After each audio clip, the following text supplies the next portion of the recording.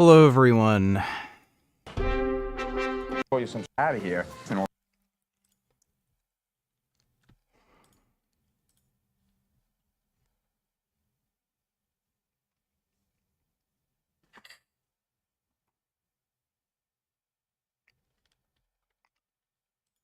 能够着吗？能啊！哎呀，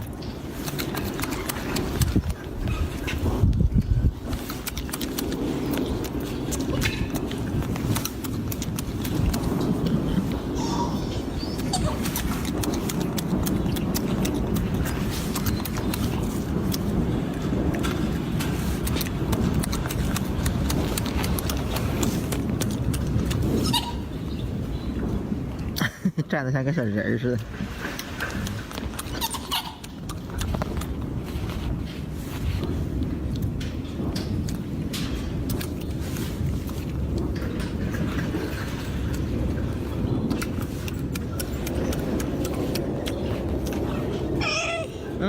给你，你的。哎呀，好了，坐下。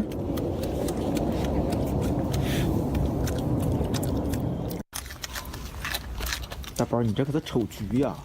啊。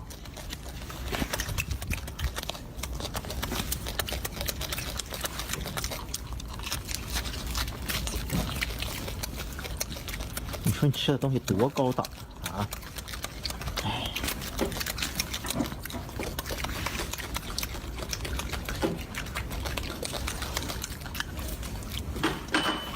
一半儿。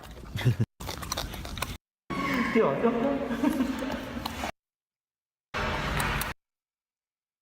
Those are some good monkeys.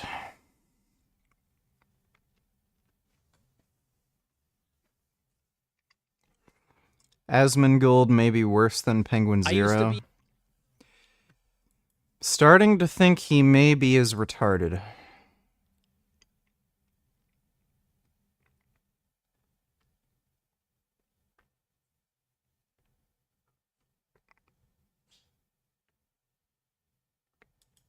I used to be an animal, a degenerate, and a fiend.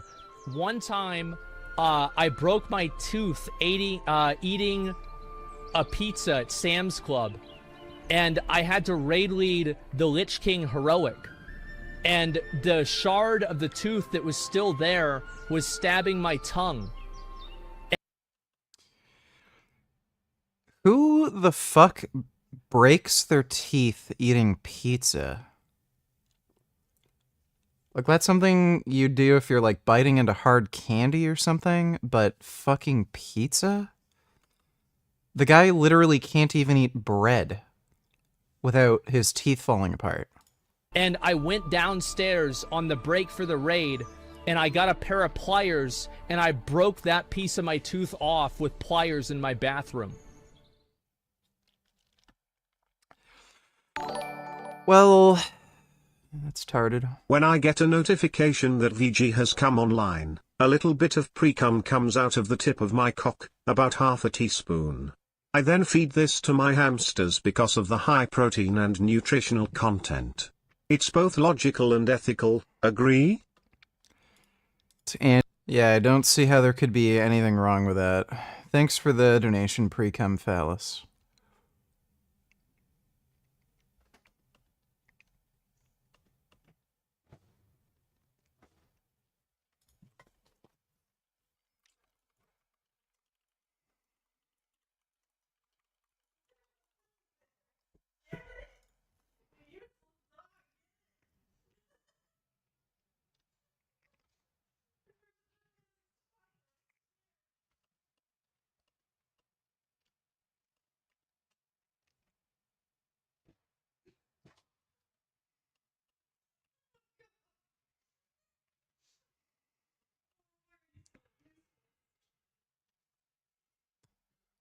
Ugh.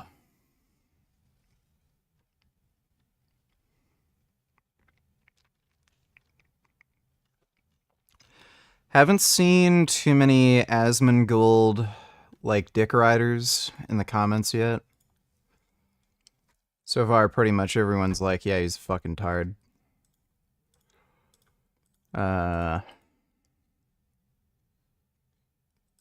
Let's watch this. 3 girls were killed by that kid in Southport. It's an act of violence that shattered the peace of the summer holidays in a seaside town. 3 girls were killed. BB King, Elsie Stankham and Elise Aguirre. However, 186,000 Palestinians have been killed. Most of them are children. Do you see us burning every synagogue that supports the Israeli regime? Another fire, another night of chaos. Anti-immigration rioters attack a hotel in Rotherham. Do you see us? You know, if there's any buildings that are worth burning down, it would have to be mosques. Not that I agree with a riot, but if you're gonna burn down any building, I'd say you should go for those first. What's my daily calorie intake? Right now, because I'm dieting, it's only 850. Only if Lenny didn't have the stomach, his overall physique wouldn't have been too bad, more specifically his back.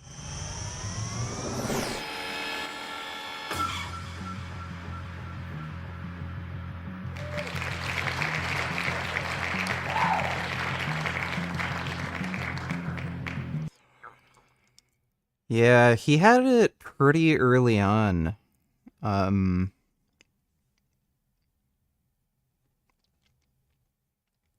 I don't know if that's ascites or if it's fat under the abdominal wall.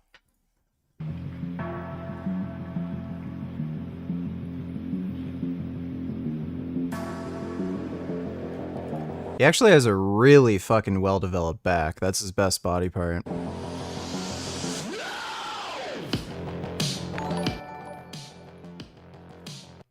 I think Frank has a new vid. How are you feeling? Alright, we'll take a look at that, James. I am tired as fuck. I had a long-ass day. I got up early, worked out right away. It was a long-ass workout. Then I immediately started working on the video, and then I just started streaming. Just been going all day. It looks like Frank does not have any new videos uploaded. But thanks for the donation, Sam. Appreciate it. Holding innocent people responsible. Crowds clashing with No, Lenny is not natural. police outside a hotel where immigrants are being housed. Yeah, you don't. We're coming in peace. And imagine our anger. Imagine how we feel every day in Chechnya, in Syria, Iraq, Palestine, Kashmir. This makes no sense. Muslims fucked up those places. Like, radical Islam is the reason those places are fucking shitholes. Mali, Libya, everywhere, we see our children killed. We don't behave in a manner that you see these hooligans behaving in because they don't care for their girls. They're here for violence and they're here because they hate us. Is Lenny juiced? And his stomach looks bloated. Yes, he is juiced. And his stomach is indeed bloated. No one has ever figured out why. He refuses to get, like, a MRI to see what's in his stomach. But he is indeed juicing. Thanks for the donation, Sam.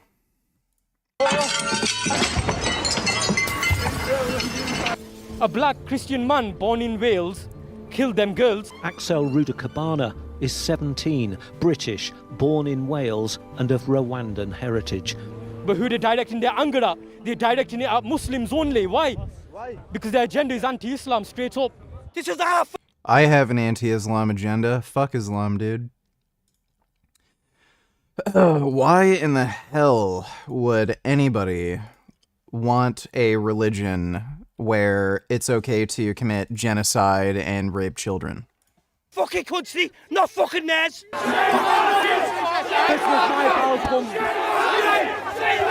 I'm here to save the kids. The children have been murdered. There's been a massacre on the street. They got the targeting little white girls all over the country. Let's call a spade a fucking spade. It's like Russian roulette at this point. Which one's going to be next? No one questioned why BLM were out. No one questions why Palestine are out.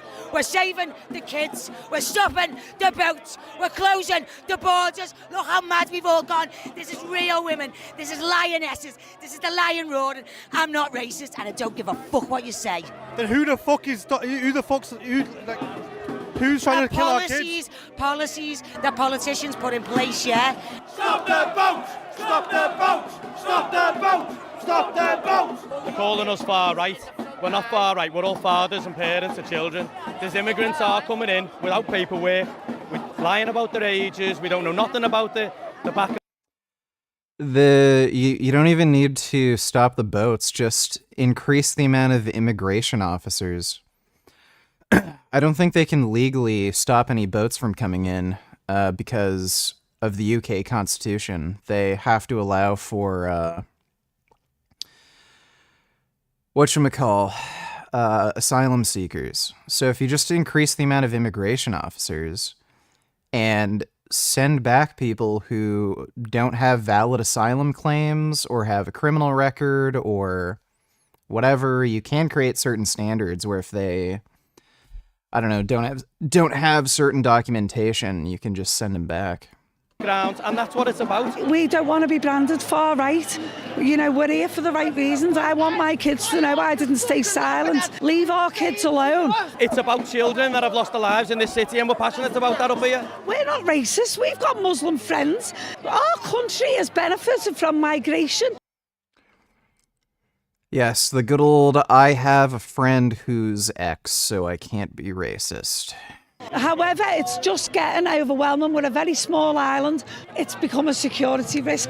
Religion means fuck all, lad. I'm not arsed. This is about people coming in. They could be Christians from Somalia or wherever, and they're fucking wrong uns. That's what it. Are you gonna debate or upload the debate with Mr. 100K a day? I don't know, should I? Like, it was just so retarded. He jumped from topic to topic, and it's generally crap I don't really care about. It is, we're letting wrong uns in. This is not religious, that's bollocks. Fucking bollocks. This is about the wrong uns they're letting in. You can be a Christian, you can be whatever. You're coming in, you've got no intention of fucking helping the country. You're here to cause trouble. You're here to take and thieve and steal. You're here. Refugees destroy passport documents so they can't be sent back. Yeah, I've heard they do that. I'm sure you can send them back if they don't have any documentation.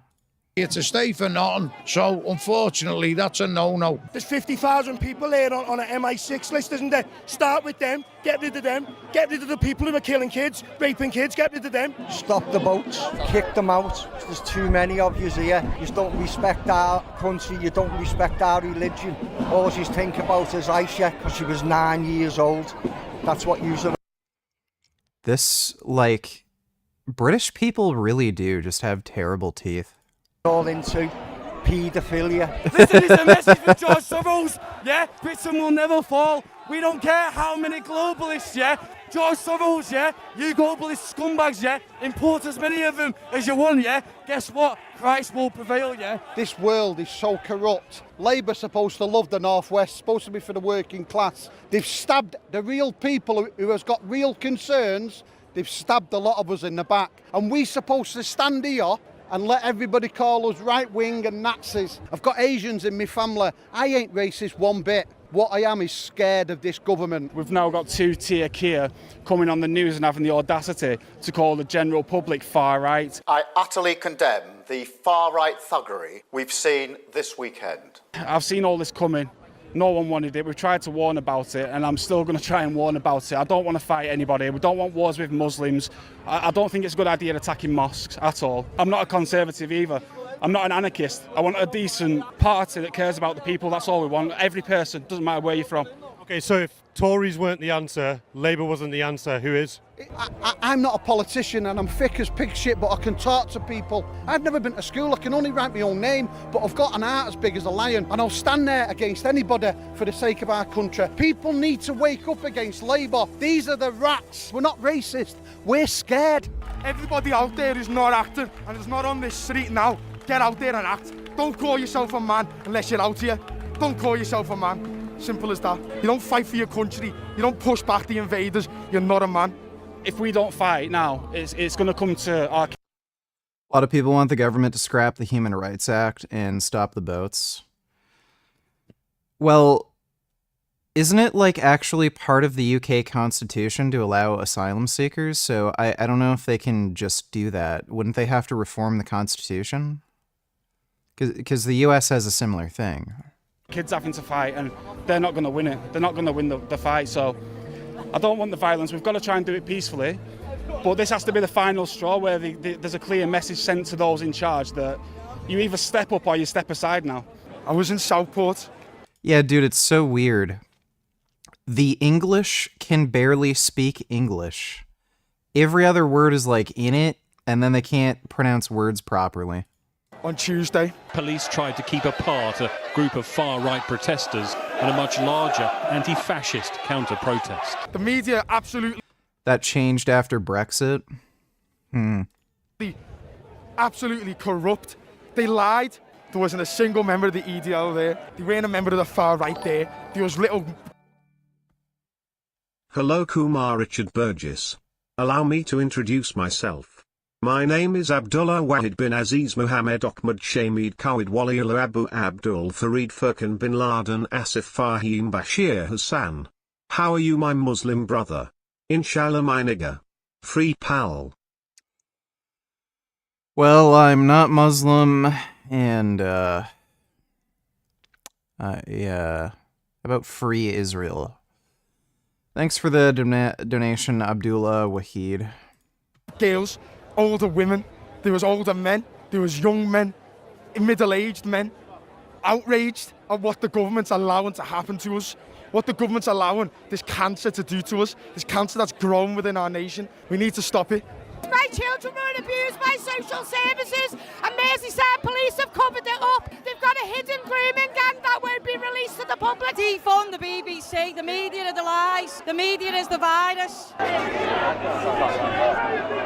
Much like at protests in the United States, a line of riot police who sustained minor injuries throughout the course of the day had formed a sort of demilitarized zone between nationalist Stop the Boats protesters and an equally sized counter-protest of mostly left-leaning Liverpool locals who showed up in person to confront a mob of who they believed to be far-right racist protesters. They're all inbred. Yeah. They need a dentist.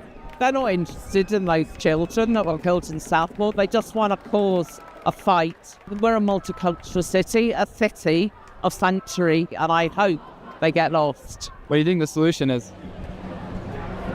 Throw them all into the sea. That's what the chant says. Solution is, yeah, well, to get rid of capitalism and have a social society, and then these people would be catered for, not blaming it on fucking immigrants and refugees and what have you. They've obviously got issues because they've been let down, no dentists, no doctors, no housing, right? But that's not immigrants or refugees' fault. That's the fault of this fucking government. Despite this frontline tension, it appeared that the vast majority of counter-protesters weren't actually interested in having a direct confrontation with English nationalists, and instead had organized their own rally at nearby St. George's Hall in support of migrants and refugees. Oh, someone's just got married. Oh. See, this is Liverpool, and the far right is trying to threaten that. A quick explanation, what happened in Southport? Obviously, I mean... I just swallowed 23 milligram lozenges. If you actually did that, you might actually want to go to the hospital. You might have a serious problem.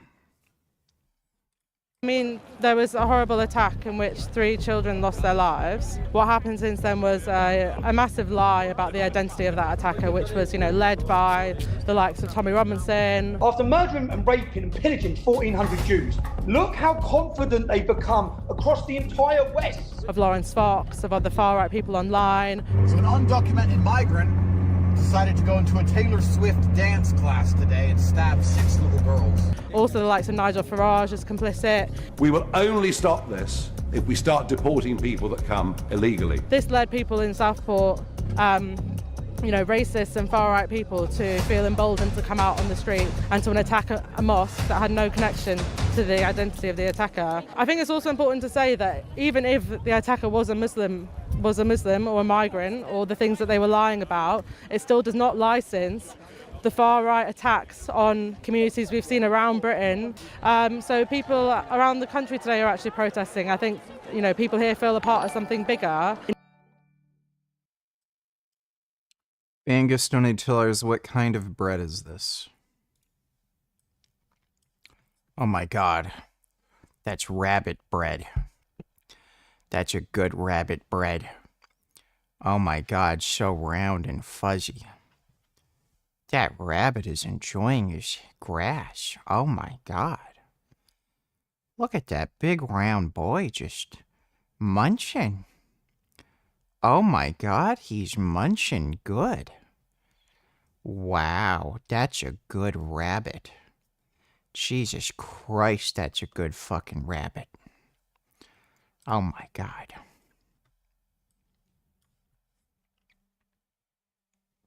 Oh. Oh my god. Holy shit. Jesus Christ. Oh my god. Holy shit. That's a good fucking cat. Oh my goodness. So fuzzy. Wow, that's a big fuzzy dog. Oh my god.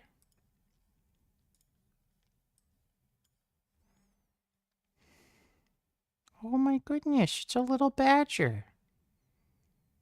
Look at him. So fuzzy. Oh my god.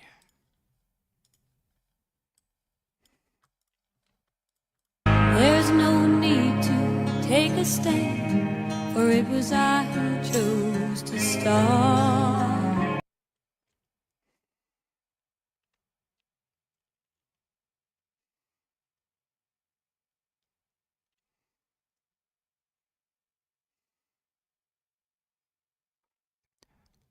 That dude is literally waking up with a fucking bear next to him.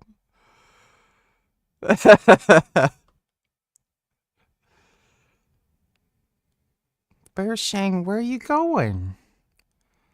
What's going on here? That's hilarious. I gotta see that rabbit again. Oh man, look at that rabbit. Just living in the moment, enjoying his hay.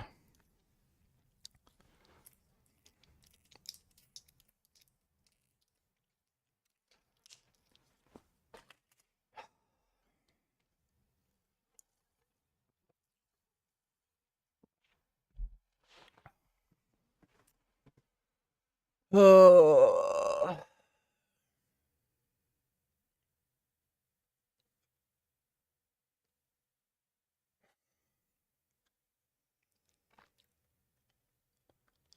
Stop growling at me.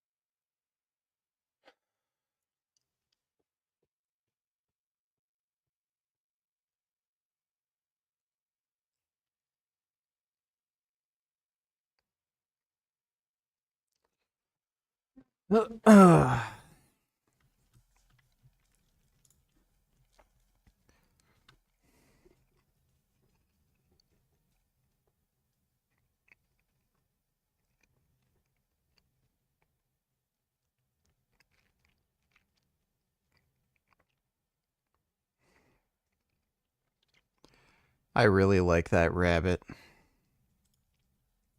In Manchester, they got pushed back this morning. In Liverpool, we pushed them back outside the mosque last night. People who are here today are proud to stand in a multicultural Britain, and the far right's trying to threaten that. I don't think there is anything special about what's happening in the UK. I think it's a reflection of what's happening internationally, in that you've got a crisis of capitalism, living standards for, in society going downhill, just a general crisis of the system. Far-right groups, obviously what they do is they latch on to the deep anger that exists. They build in the most impoverished areas of the country, and they basically try and divert that anger away from... Thanks for the gifted membership, Tanner. Appreciate it. Class struggle against the bosses and against, first the Tories and now Labour, and they rile a lot of very young people up, young men up with very toxic ideas, and they send them out to go and attack migrant communities. That's a real threat we have to take seriously. And if the left doesn't have a convincing alternative that's based around mass struggle, that's based around fighting back in that kind of way, the far right seeps in. You've seen it in France. I think the end game of these far right groups is obviously to just create a society where there's mass expulsions of migrant workers. I mean, we need to tell those people the alternative march. We need to get truth through to them, and that's important. It's all right, Steve. We're suffering the rages of capitalism. We're suffering the rages of, if Tony Blair didn't go and cause a fucking war in Iraq, or at least support that fucking war, if we weren't selling bombs to everyone across the planet, those people wouldn't be being bombed out their homes. Here we go. Not sure if you ever answered this before, but if a man consents to being eaten by another man, is it considered vegan?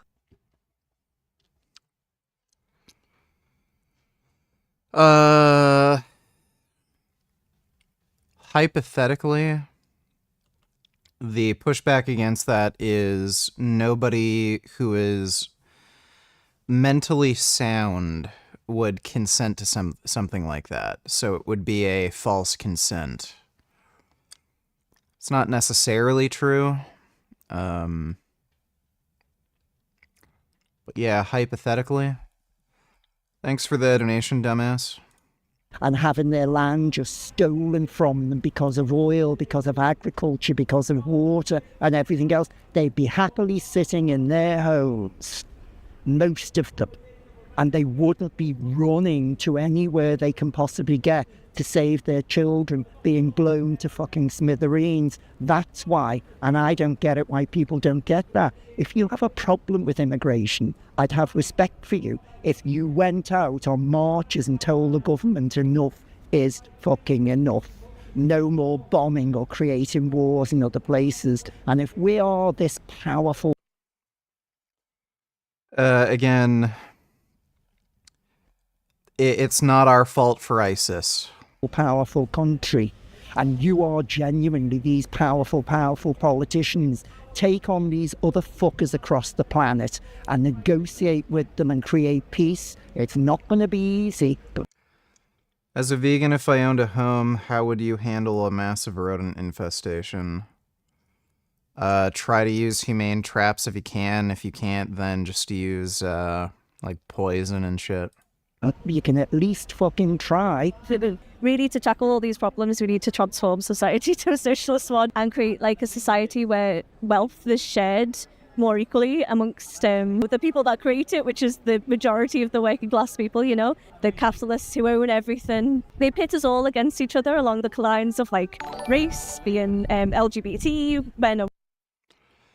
Bangus Donate Tillers, what do you think of them making Gladiator 2 with Denzel?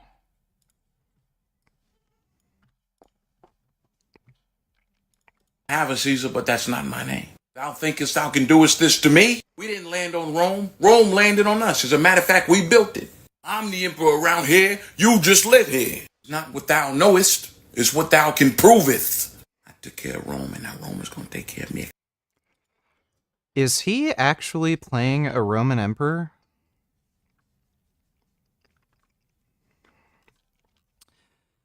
I don't know much about Roman history, but I'm pretty sure there was never a black Roman emperor.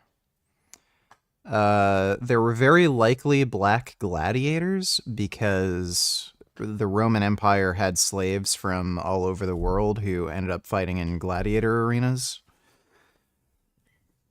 But is he actually playing the Roman emperor? Because that doesn't make sense to me. Never going here.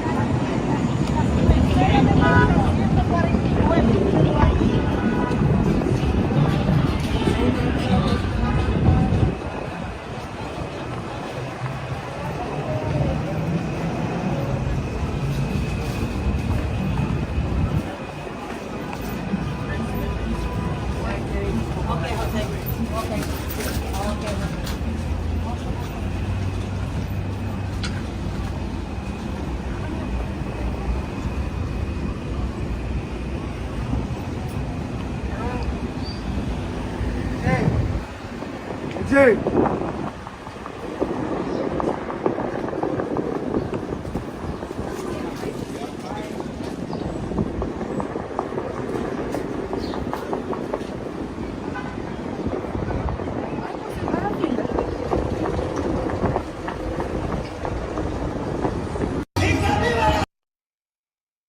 Kinda looks like a shithole, yeah. Also remember this video. Oh. Little Quacko wants one. Look, he's grabbing. Oh. What a sweet little animal. Thanks for the donation, Bangus. Women, you know what I mean? Like, we're all divided, so we're coming together. But more importantly, a sharing of like all of the wealth in the world will kind of do away with that sort of racism, and it's not an easy task, but yeah, that's why we're here. Like, yeah, people are obviously angry and they're all out together, so we want to like reach those people. You know, it's a hard battle. You know, I know it's kind of like big task, and I know it's not easy, but I think like, you know, like when we fight together, we can achieve like real change. Yeah. Cool. You know, we need to build a new party that'll like fight to defend the interests of working class people. You know, the fact that our NHS is in such a bad state, rather than blaming that on migrants, let's enter into struggle to fight back against the private companies that are making huge profits. You know, I think the real answer is class struggle, you know, uniting as a working class to fight for all of our interests, whether you're a migrant worker, British born, you know, it's about building that working class solidarity. I believe in living in a kingdom that's good and true. Shortly after the Stop the Boats protest and counter-protest both dispersed, threats were reported to have been made online by members of the right-wing English Defense League targeting a nearby mosque, prompting a standing army of Arab teenagers to assemble with the purpose of standing on business in the event of catastrophe. Well, not all teenagers, but mostly teenagers. In front of the mosque is where... What are your thoughts on Mike Israetel? I feel like his nutritional advice is trash, but he seems to give solid workout advice. The diet that he follows is trash. His overall nutrition advice is pretty good. I think he downplays the dangers of red meat like most people do.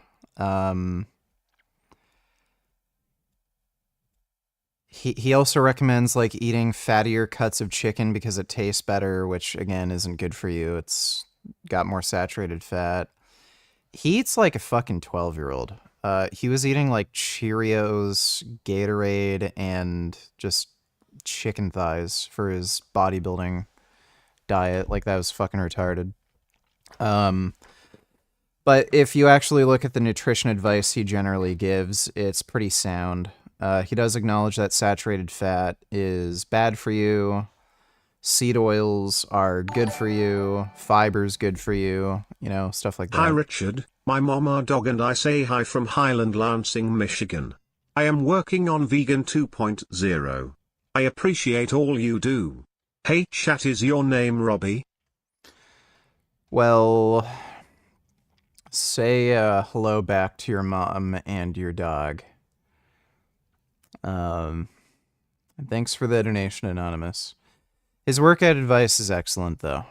Thanks for the donation, Tanner Caldwell. Guest reporter Sanjay spoke to those Utes at the beginning of the video, but there were also many other older community members who showed up to express support and solidarity. We cannot translate racism in this country. We are totally against EDL in their principles, in their foundations. They don't want any Muslims to be in this country. This country needs us. There's no what these people do here. This country needs you? Like, I don't know, dude. The police relax. It makes me feel angry. I get frustrated. But because I am Muslim, I have to be calm about this. You know, I have to be calm. Allahu Akbar. Takbir. Yeah, man, the soldiers, the lions of Allah are all out today. Bring the EDL. If you showed this guy a picture of the Prophet Muhammad, he'd probably pull out a knife and stab you. And then they're fucking saying, we're not a problem.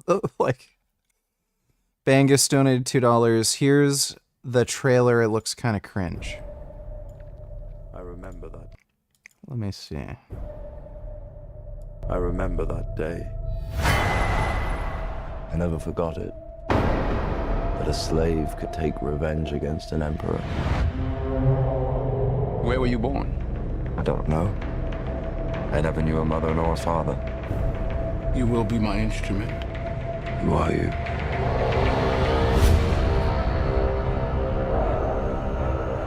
Did you hear that crowd? The greatest temple Rome ever built. The Colosseum. Because this is what they believe in. Power.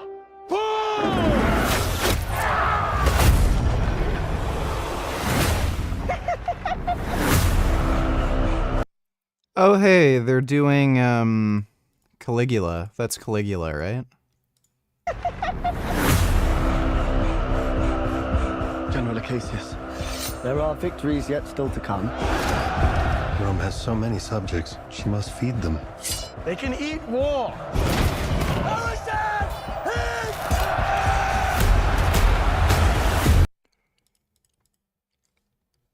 They literally made boob armor? They didn't make boob armor. I don't think there was ever any boob armor in history. Women's Roman armor.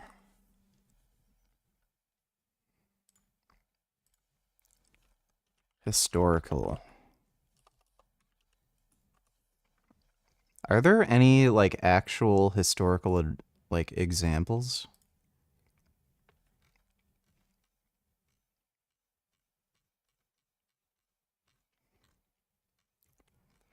Like, I know there's Joan of Arc. She didn't have boob armor.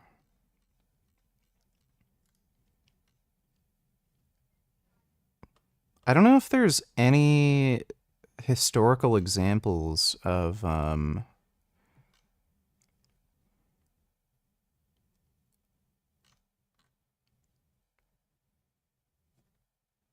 That's just a pain. Like, I actually want to see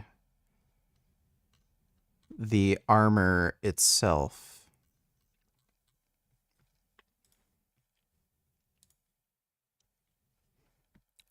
That link doesn't work. Yeah, they didn't show boob armor. Why would they make boob armor for the movie? That's just so stupid. The arena turns slaves into gladiators, the gladiators into free men. You have something in you. I knew it from the start. Did you now? Rage. That rage is your gift.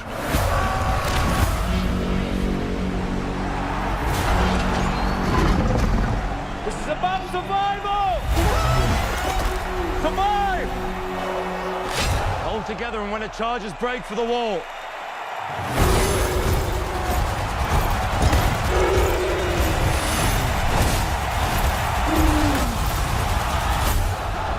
Whose head could I give you that would satisfy this fury? The entire Roman armies. Too much. The general will do. Rome must fall. I need only give it a push. We make it out alive. All right. Hands on the mausoleum. To Maximus. It's kind of weird that they have rap music in the fucking trailer. Belong to Maximus. Now I give it to you. What is the dream of Rome? That people are not free. I was owned. Now, and for their vanity.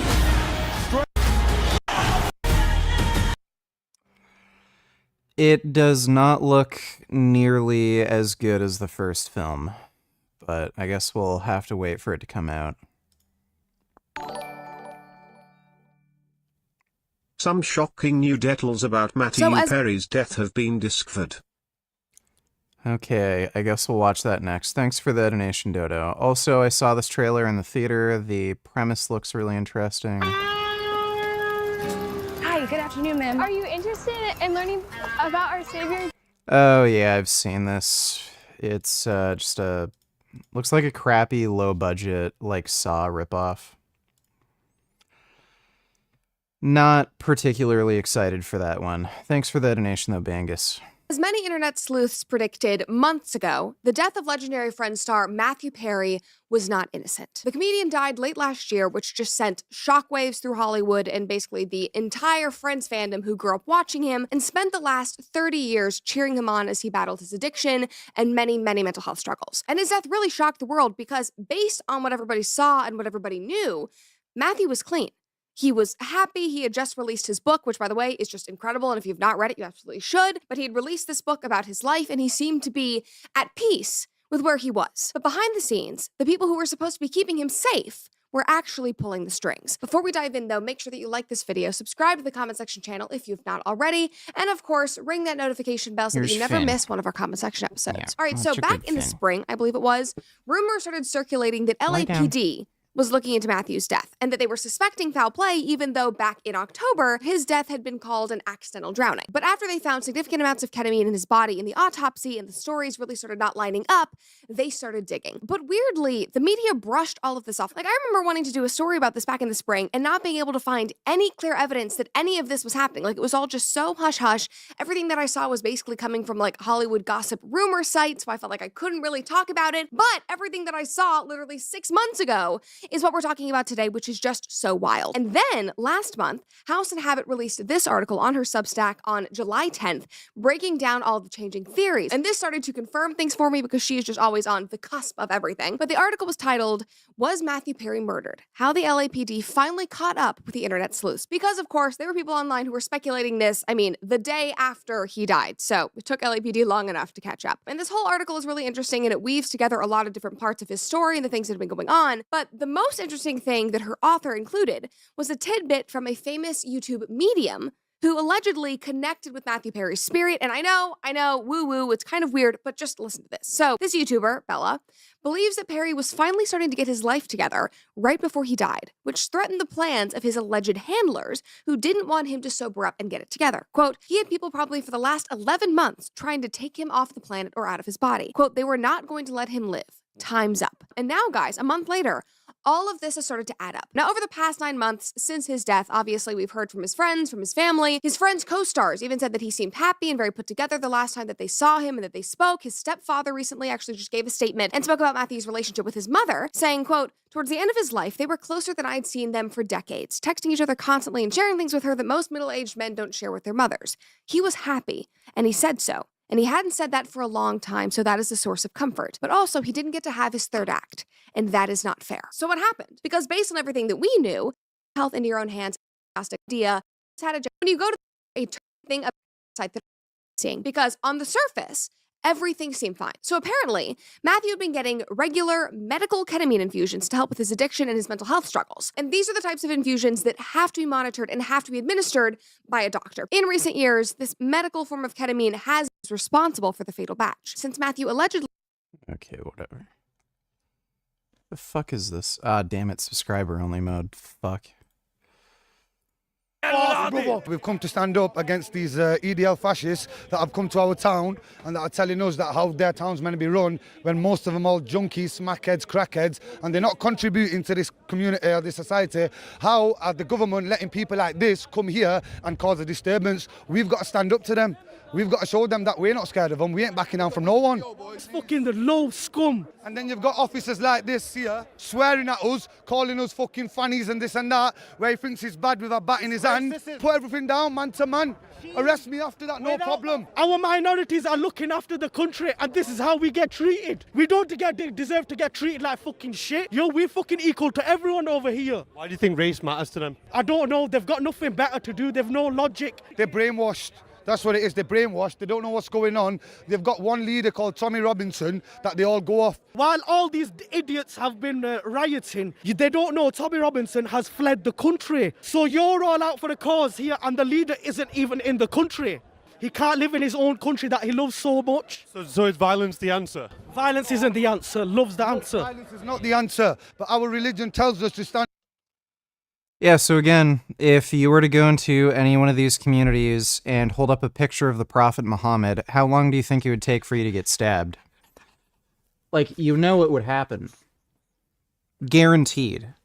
So, yeah, there's clearly a problem in the Muslim community that no one's, willing to acknowledge. Stand up against kuffars that are not merciful, that are zalims, that are kuffars, and that's why we've come here together to stand together. There's people like Jews that stand with us. There's Christianities that stand with us. There's Hindus that stand with us. Pan the camera, you can see thousands of us are here. We are protecting the mosques that happen in Stoke, in Sunderland, in Liverpool, in many other towns. But we're standing as one because we want what's right. We want peace. We are fighting for what's right. Stay united, come together, protect your mosque, protect your families. If they are coming down to hunt you, to kill you, to trouble you, please do a self-defense. Defend yourself and defend your ideology and restrict them in your cities, in your towns. If you don't do that one, they will come to your house and they will chase you. Channel 5 Live. All right, Asmongold. Today's video comes from a good friend of the show, Asmongold. All right, our favorite Negromancer, our favorite soda drinking, room smelly, no shower taking, booty cheeks reviewing, World of Warcraft player. I guess I can probably just say, I kind of don't want to hide it a whole lot. Is so I've been having problems. I remember the day that I ended my stream early. So I went to the emergency room that day, and because I felt uncomfortable, like a discomfort in my chest. And so they did an EKG on me, and they did all this stuff, and they said that I was okay, but my blood pressure was very high because of all the salt in that beef jerky. What did he eat? He was eating beef jerky, and so. By the way, if you're too annoying, go get Jasmine. If you're as skinny as Asmongold and you have very high blood pressure, that is a massive, massive red flag that your diet is literally just fucking shit. That is insane for somebody his size to have high blood pressure. That was his diet. And what did you say? Yo, it's fucking first must be ranked, man. Just straight. I don't care how old I get. For some reason, I feel like I'm gonna be an old geezer, and fart noise is gonna make me laugh. All right, those juicy ones. All right, it's just juicy. Beef jerky and Monster. Yo, that shit is dank, my G. All right, yeah. But wait, are you trying to say he's unhealthy? You're trying to say he's unhealthy? Yeah. but he's skinny. It doesn't matter. Really? Yeah. Doesn't matter. I've seen some skinny crackheads.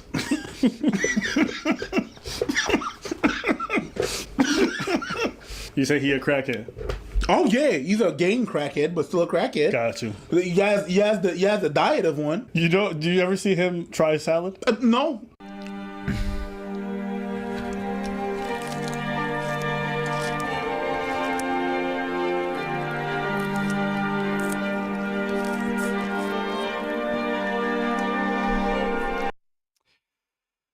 Well, he's gonna die young. Not that that would be a tragedy.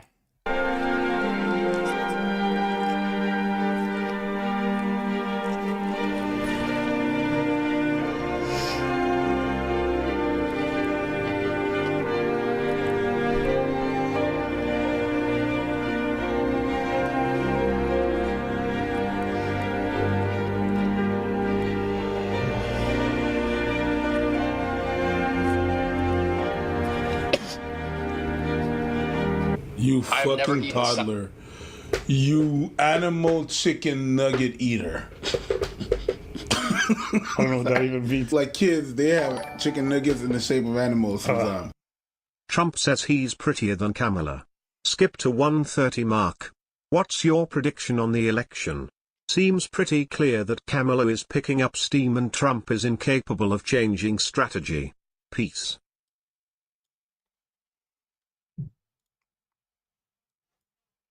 I mean, Time Magazine, think of this. Time Magazine doesn't have a picture of her.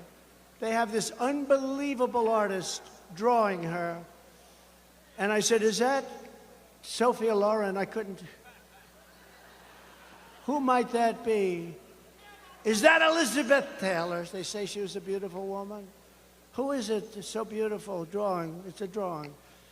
They took a lot of pictures. It didn't work out, so they hired a sketch artist.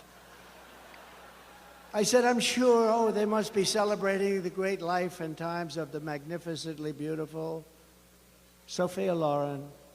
And you're not allowed to say this anymore. You know, David, don't ever get caught in this trap, David, please.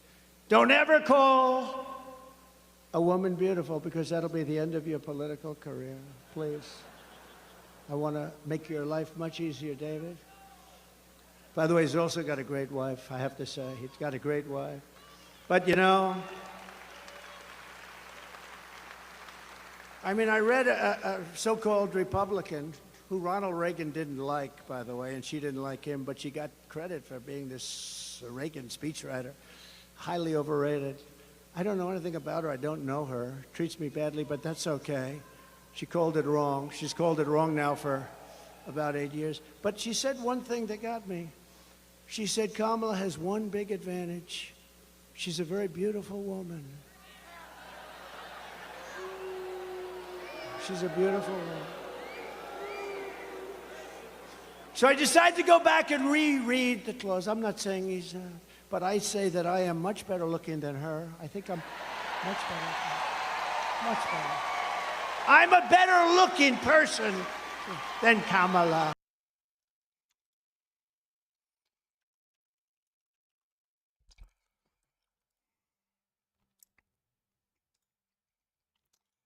Yeah.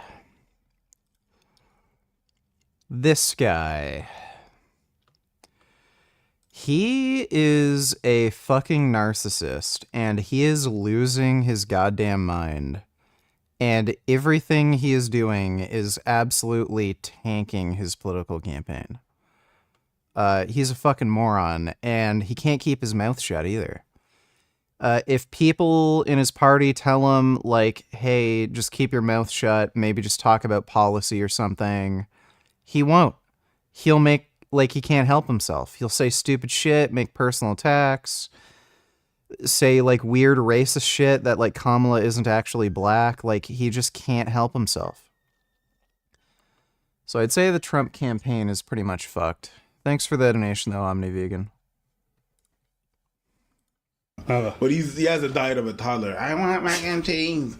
I want. And his parents confirmed. I want curly fries. I want hot dogs. His parents confirmed that he's never ate a salad his whole life since he was a kid. It was like, because I've actually been like, I've had very bad stress problems a lot. Like the point, and like my policy is that, what do I do when I'm scared? What do I do when I'm anxious? What do I do in anything? I'm upset, I'm sad. It's very simple. I fucking ignore it and I keep going no matter what. But I was worried that it was that it's killing me. And I'm concerned that it might be. And so I've had to dial back a lot of the stress. And so I've had to deal with this, and like my blood pressure was in like the 170. Fuck. And speaking about not keeping our mouths shut about politics.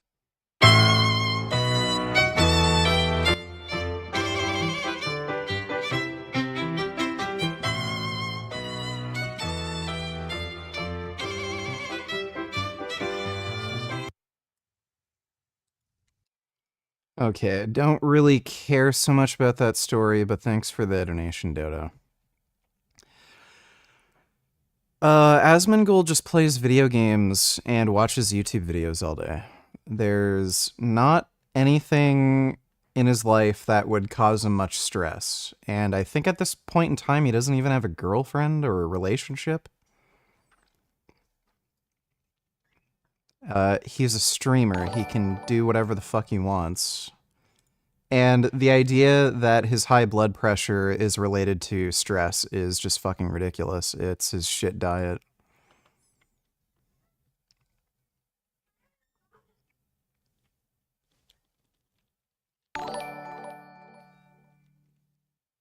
Good evening, VG. I really and truthfully hope that you are doing great tonight. So, tonight, Trump's rally believed that he was in another state than where his original rally was scheduled for lol. Now, keep in mind, Donald Trump is in Pennsylvania right now. So remember that and watch this. Speak a little bit longer. You know, how would you like it? A guy's waiting with his family for 3.5, 4 days. They have a tent, and the tent is set up. They have hundreds of them, and they wait. And then I walk in, speak for 15 minutes, and leave. I don't know, somehow. Would that be okay, North Carolina? I don't think so, right?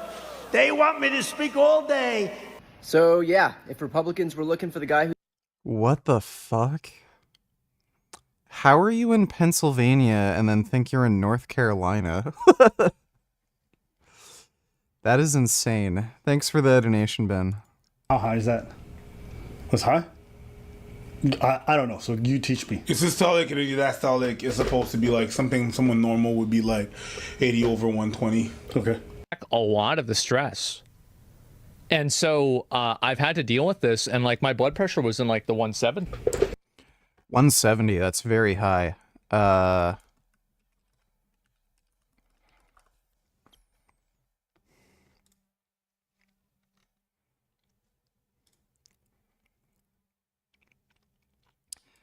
He's in yeah, so he's nearly in hypertensive crisis, where he could literally die at any moment. So that's extremely high.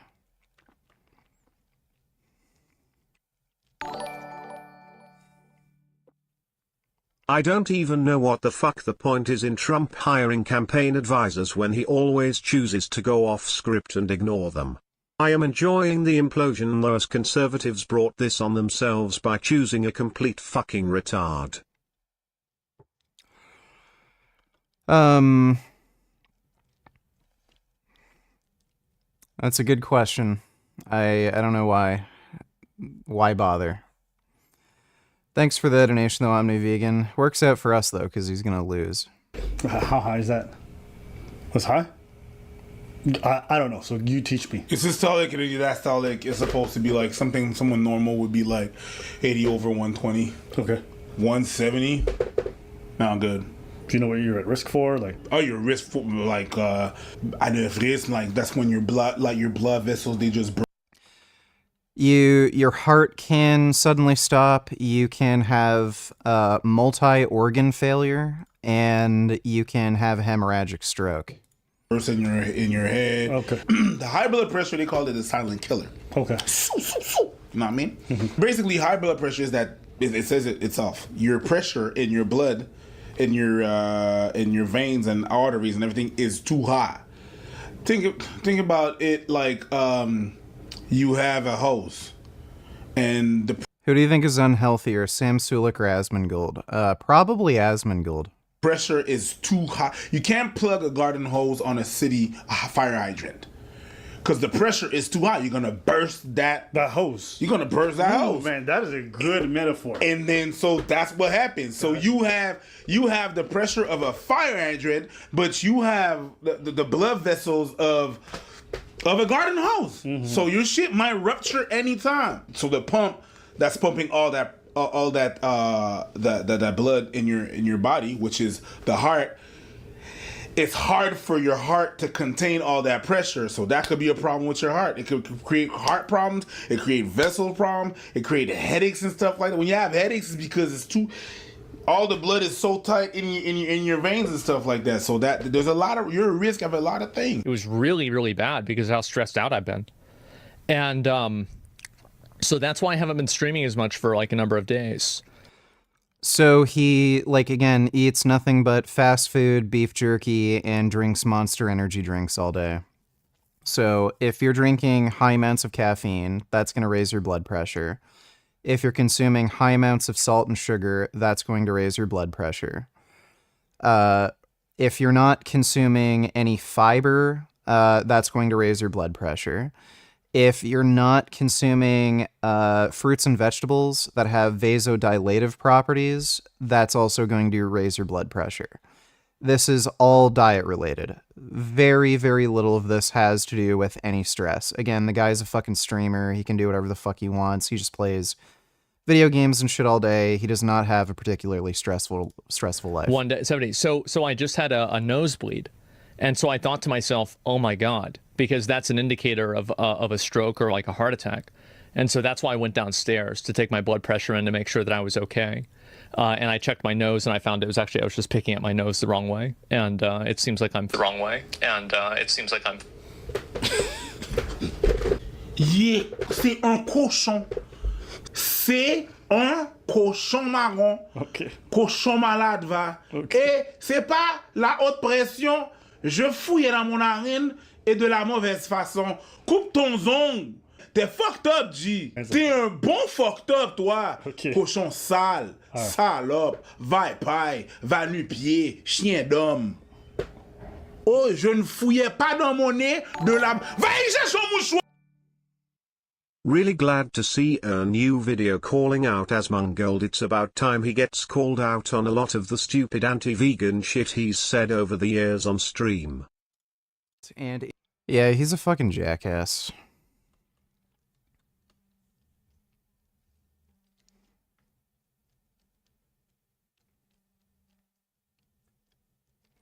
Asmongold practices animal cruelty by subjecting the roaches to his awful hygiene.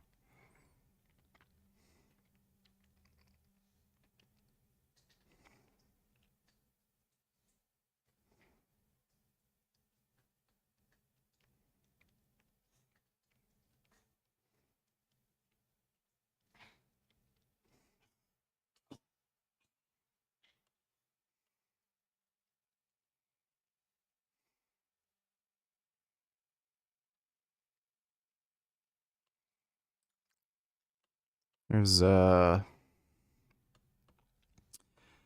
lot of people who think I'm on steroids now.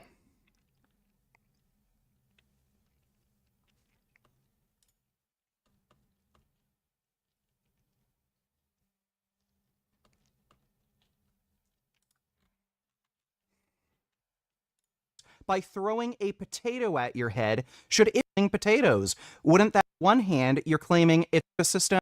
So there's not as much negativity for him. Okay, so first of all, plants can't feel pain, moron. They're not sentient. They don't have a brain, nervous system, nerve ganglion, nociceptors, or any requisite structures that would be required to have any conscious experience. And I also know you're not that stupid. You don't actually believe plants can feel pain, and you're just lying. Otherwise, you would be making completely contradictory moral statements.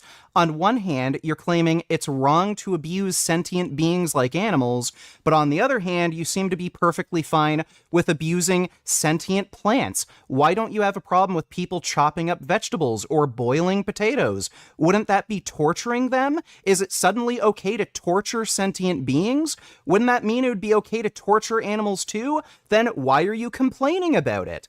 If I were to knock you unconscious by throwing a potato at your head, should everybody ask if the potato's okay because it just suffered blunt force trauma? Should the potato be rushed to the hospital?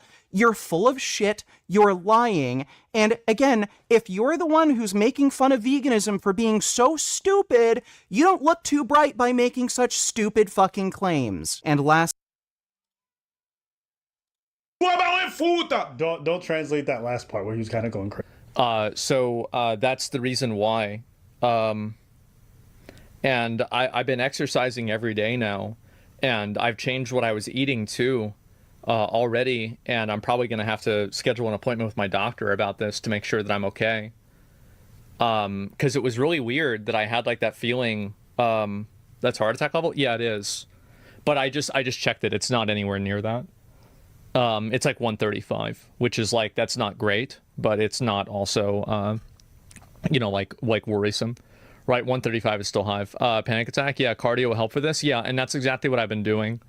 And so that's the reason actually why I've been doing shorter streams. I don't really want to talk about it a lot. I don't like to talk about that kind of stuff because it just, I think it invites a lot of like parasocial stuff. But, you know, since I've had to end stream early a few days and like, it's still fucking with my head. Like oh God. Oh, Jesus. Yeah. And so that's really it. You start eating healthier. It's catching up to you, bro. I think it's honestly stress more than anything else.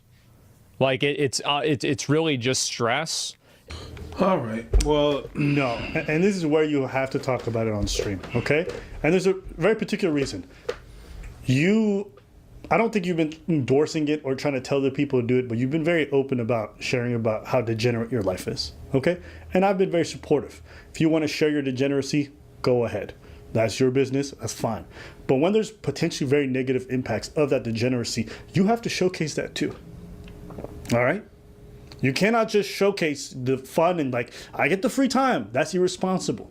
I don't think you have to play some kind of role model, but at the end of the day, when you are sharing your lifestyle on these things, you are inherently promoting it. You are sharing the things that you're doing with the world. And I think if you're gonna do that, don't stop halfway. Either do it properly or don't do it at all, okay? Because then you're essentially telling your viewers, like, or you're setting the example for your viewers that, like, listen, if you do the things I do, like, you never know. Even if you say things otherwise, just the way you live every day, that's going to play a part. I think it's good to have this conversation, and I think your audience is right. Your diet definitely anybody who eats disgusting foods knows that when they stop eating disgusting foods and they eat better shit, you feel clearer. Your memory is better, energy levels are better. You're seeing you're stressed. Your stress is not just a mental response to situations. It's also a physiological response to the things that you eat. To think that your body's not catching up to you. Listen, black people are the perfect example. How many niggas do I know who throughout their whole teen years and their early adult life were eating nothing but McDonald's and soda every day? Now there's reasons for that, but still.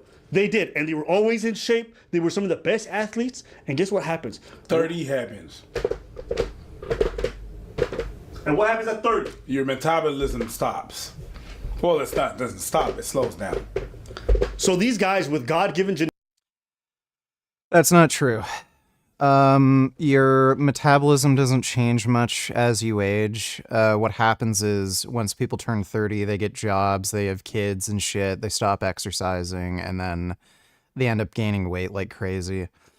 These diseases also take decades to, like, actually, you know, become clinical. So you can eat like crap when you're younger, and you won't notice anything, but these diseases are slowly, you know, rearing their head. And then if you keep eating like that, especially like once you get to your 40s, yeah, you're probably going to start noticing it and get like diabetes or heart disease or something. Genetics, where they could eat anything under the sun and they would never get fat. They'd have six-pack abs. They hit 30, their bodies change like this. They age super fast. They start having heart attacks. How many black people do I know who have had heart attacks before the age of 45? Why? High blood pressure, poor dietary choices, all these different things, diabetes that they've inherited or they've gained themselves. These food choices are going to fuck anybody up. There is nobody that's immune. We just convince ourselves we are because, you know, you've stayed skinny for a long time and you've made it work. It's going to catch up with you, and it's catching up with you right now, and you're in denial. You're a bit in denial. Now, I haven't seen the whole video, so it might change. But I'm saying this, I've seen it from so many guys who look fine, who walk around and they drop dead from a fucking heart attack before the age of 45. Why? Because they wanted sodas every day. Like it's really just stress, and it's a lack of exercise. And so I'm going to exercise and stress out and try to be stressed out less. Like, because it was weird that stress is an insidious killer. I know. Could be hypertension. It is, yeah. And so that's been the position that I've been in, and yeah, I've been trying to just be on and, you know, stream as much as I can and everything, and you know, say fuck it, it's fine, but I don't want to kill myself, right? Which is weird, right? Because like I've tried very hard to like kind of move away from like being afraid of like dying and like all that stuff, but man, that day I realized that like, holy fuck, like I was scared, man. I really was. You know, this is the thing I hear from people that I meet online all the time who very casually talk about death and how they're like fine with it. And I question these people because I'm like, I don't know what you've been through in your life, so I don't want to speak too confidently. But the more you speak, the more I feel like you don't really have much of a relationship with death. People are so flippant about it. Oh, you know this. And then they come to the terms where like they almost face a car accident or they get robbed at one point, and you see how much they fight to live. Yeah. They fight to live. Yeah, you say you don't care about death until you poo-poo-soo. What does that mean? Yeah, shit your pants. Okay. Never watch someone pass on. You really shouldn't speak on this. I ordered protein bars, and you know, we're drinking water now in between soda, and we've got to make some improvements. And we've got to make some improvements. Well, listen, it's improvements. It is. Okay, nobody just goes from just eating trash. So water, protein bars, cool. I support it. That's it. And so protein bars are basically candy bars. Maybe they're a bit better than candy bars, but they're basically candy bars. Most of them anyway. So he should be eating like tofu and shit. By the way, like, doesn't he make enough money to hire a maid and like somebody to just cook for him? Isn't he like pretty fucking loaded?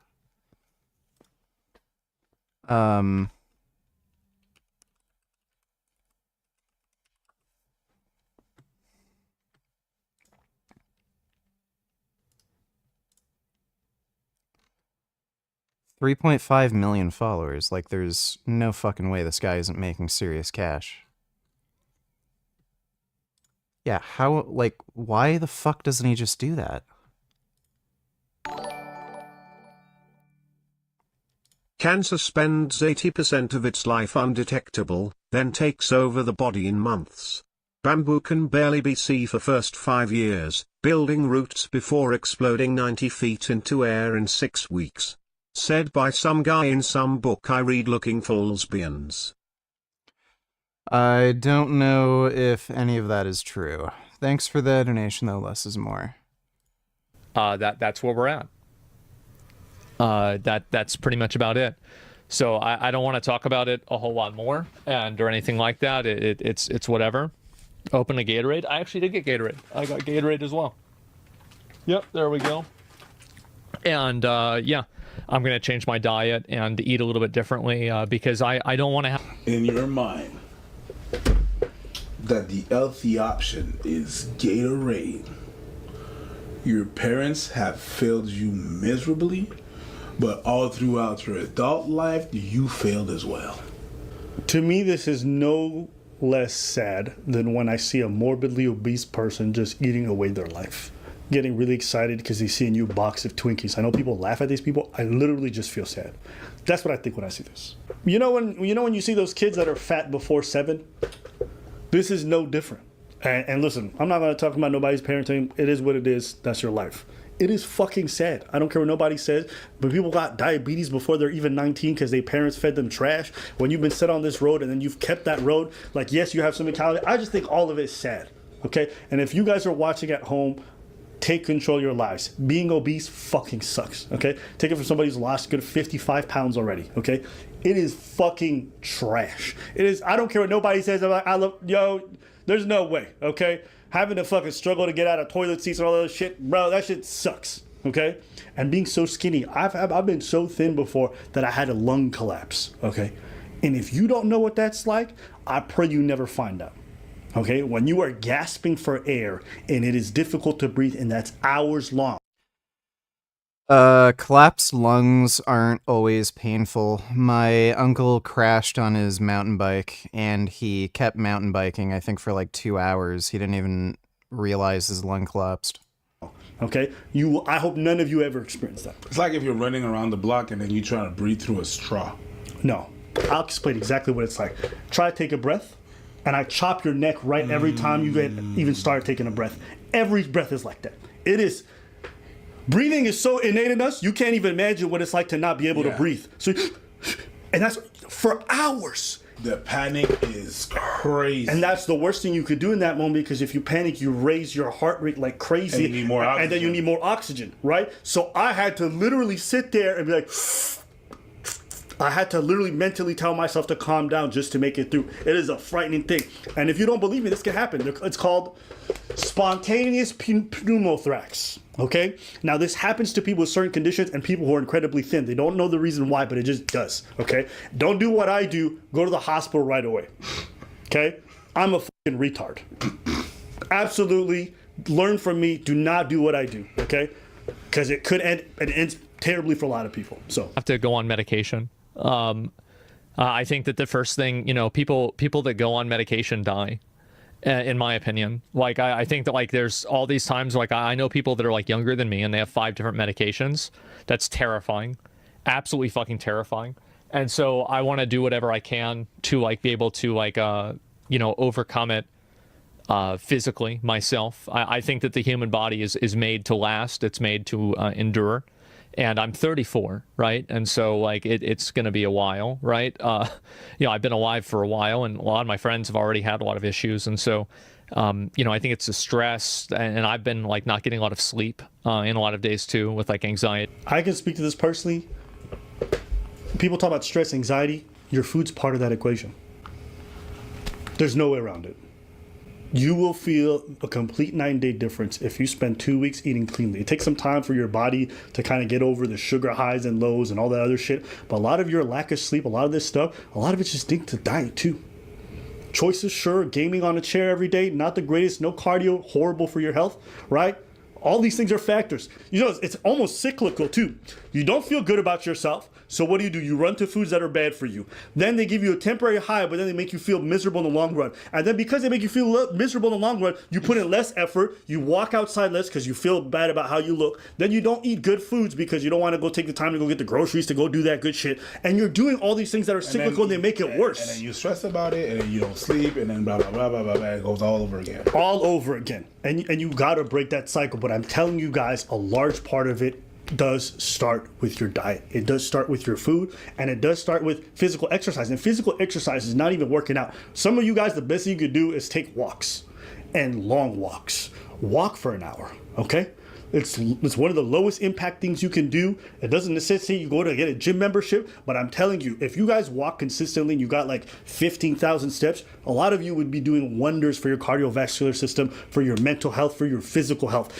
Walking is one of the biggest keys to a lot of this stuff, but we live such sedentary lifestyles because we live in cities that don't have the ability to walk. We live in cities where you need a car for everything, all this other stuff. So, and he's a person who spends hours gaming or just sitting at his computer desk. That's horrible for you. So if you don't compensate with a lot of walking or whatever it is, you're definitely going to feel that. No thoughts? The denial is crazy. Mm-hmm. It's a mental illness to me. That state is a mental illness to me. Eating that way, it's a mental illness. What do you mean mental illness? Because it comes with denial. It comes with you still indulge in that with all the known facts that we know about food. with everything that we know about food. That's what you decide to do. With all the knowledge that we have, like it's a known fact. What's healthy, what's not. You're living off of beef jerky every day. You don't want to be. That's mental issues. No, I'm doing fine. You're being stressed. All this time that you were saying that you were fine and you were just good and you were not depressed and this and that, come to find out you're stressed. You're not doing well with your life. You're not sleeping well. If it's not mental is maybe pushing it, but that's an illness right there. Yeah. That is yeah. Yeah. Yeah. That's that's what it is. And so there you go. And streaming stressful. I want to make you guys understand this. Okay. This is the least stressful part of my day. I love streaming. Watch the last one at double speed if you want. In fact, all of them can be played at double speed. More and more in modern society. I don't know if I'll bother watching the Ken Berry video. The Sv3rige video is going to be fucking garbage, too. Thanks for that donation, Sv3rige. I love doing it. It's not your fault. It has nothing to do with the stream. Obviously, chatters can be annoying. Of course. But that's not the real reason, okay, guys? It's really not. I wish it was the reason, because it would make it so fucking easy to solve. I would just stream less. So, yeah. So good to hear that. Yeah, no, I'm okay. And so I just want to let you guys know. And I've already been making improvements for a few days. And I've already seen a tremendous decline in, like, those, like, high spike blood pressure stuff. And, you know, like, going down today, like, just a few minutes ago, it was lower than it pretty much ever has been. And that was, like, in the middle of my stream, in the middle of discussing all of this stuff, right? And so I do think that I've already made a tremendous amount of improvement, and I hope that I keep making more improvements. And that's what I'm going to keep trying to do. Yeah, so that's about it. I think it's sugar in a soda. Yeah, I really don't want to have to stop drinking soda. I really love soda, but I probably will have to cut back on it. I will. At least until I can get the stress in my life down, right? I'm not trying to be mean. I'm really not trying to be. But I'm pissed off when I see shit like that. And the way you take your life and you don't really take it seriously and shit. And the denial just, I really wish. Let him die. He's an asshole.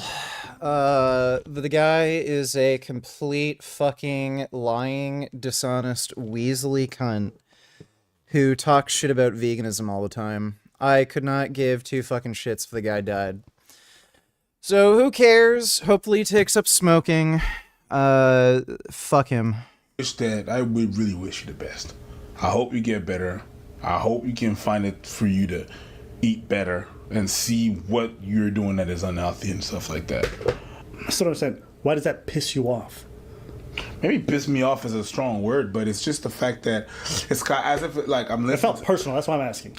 Oh, it's not. It's just whenever he talks, he's talking to the grand public and saying it's not that bad. It's not that bad. It's not this. It's not that. Well, you know, there's no problem with that. After a certain amount, I don't get dirty anymore. It's okay just drinking this much sugar, drinking this much. It's okay. The diminishing of the actions is what gets to me. There's a lot of kids that are watching you. There's a lot of people that are watching you and telling you, like, you're broadcasting it. You're not saying, yeah, kids, do exactly what I'm doing. But just the fact that you're diminishing the aspects of all of that shit, whether it's not taking your shit, not showering, not having a well balanced life, and just diminishing the effect of being a fucking shipwreck is what pisses me off. I'm like, what are you doing? You're lying to someone. It's either me or it's either yourself. Yeah. But at the end of the day, that lie, you're broadcasting that lie. So, but I really wish that you could recover. You recover. You better yourself. I agree. You seek help, because help. It's sometimes it's gonna be hard to do this alone. Sometimes it's gonna feel very overwhelming, especially if you haven't ate a salad in your life. If you're in denial. Some people think they can do everything by themselves. I see people who run businesses like this, and people think they can run their health like that, and you can't. You've shown it. You can't manage the way you eat. You can't manage your sugar levels, and you've just kind of neglected all these things because you think you're fine, but you don't have the aptitudes or the knowledge to really be able to say that. Yeah. You're convinced yourself that, oh, you know, it hasn't really had. No, you've been building up the negative effects, and then one day you're going to do a full blood test. They're going to run through all your. You should do that. Go do a full blood test. Let them look at your hormone levels. Let them look at everything, and you're going to see that a lot of stuff is not in the good ranges. I promise you. You cannot have a bad diet for this long, and your blood work is going to come back good. And what those markers are going to say is you're at risk for a lot of different diseases, and you've heightened those risks. Now, maybe you're okay with that. Maybe you're willing to say, I'm willing to risk death for these things. But it doesn't sound like it. Because once you were faced with death, what did you say? I was afraid. I'm making changes. Go take the blood work. Go do all that stuff. You can afford it. Go do it and find out what the fuck is going on with you. And I say this again, not to be lecture or anything like that. I've just seen too many people around me die young for unnecessary reasons. I had to make those changes myself, okay? During the pandemic, wasn't good for me. I couldn't go dancing. I couldn't do any of my physical activities. Wasn't going outside, and it fucked me up physically and mentally. Okay, started changing the way I eat. Started changing the way I lived, and I've dropped all the weight. That's fine. Looking better, that's fine. But it's actually feeling better, feeling more energy, wanting to go do things, wanting to be motivated, sleeping well every night. It's been life changing. So I want that for you guys as well. I want you guys to live and be there for your loved ones, and for your loved ones to see you a long time, for you to have kids and to do the things that you want to do, okay? Because it's sad. It's sad when you have people that care about you and you have to pass on because you refuse to put down the soda. Most of us have too many people counting on us, and you Asmund Gold, I actually think this dude's very intelligent. I hear him on a lot of different topics. I like hearing his takes. He has a lot of good information. He's well thought out. I think it would be such a waste to lose an influential person who's really this good at changing people's minds because they don't want to stop. Would you say that this is a great example of nihilism and stoicism with the episode of SpongeBob where Mrs. Puff goes to jail after he's driving reckless? No more phone solicitors, no more SpongeBob, no more company potlucks, no more SpongeBob, no more road rage, no more SpongeBob, no more insurance payments, no more SpongeBob, no more SpongeBob, no more SpongeBob, no more SpongeBob!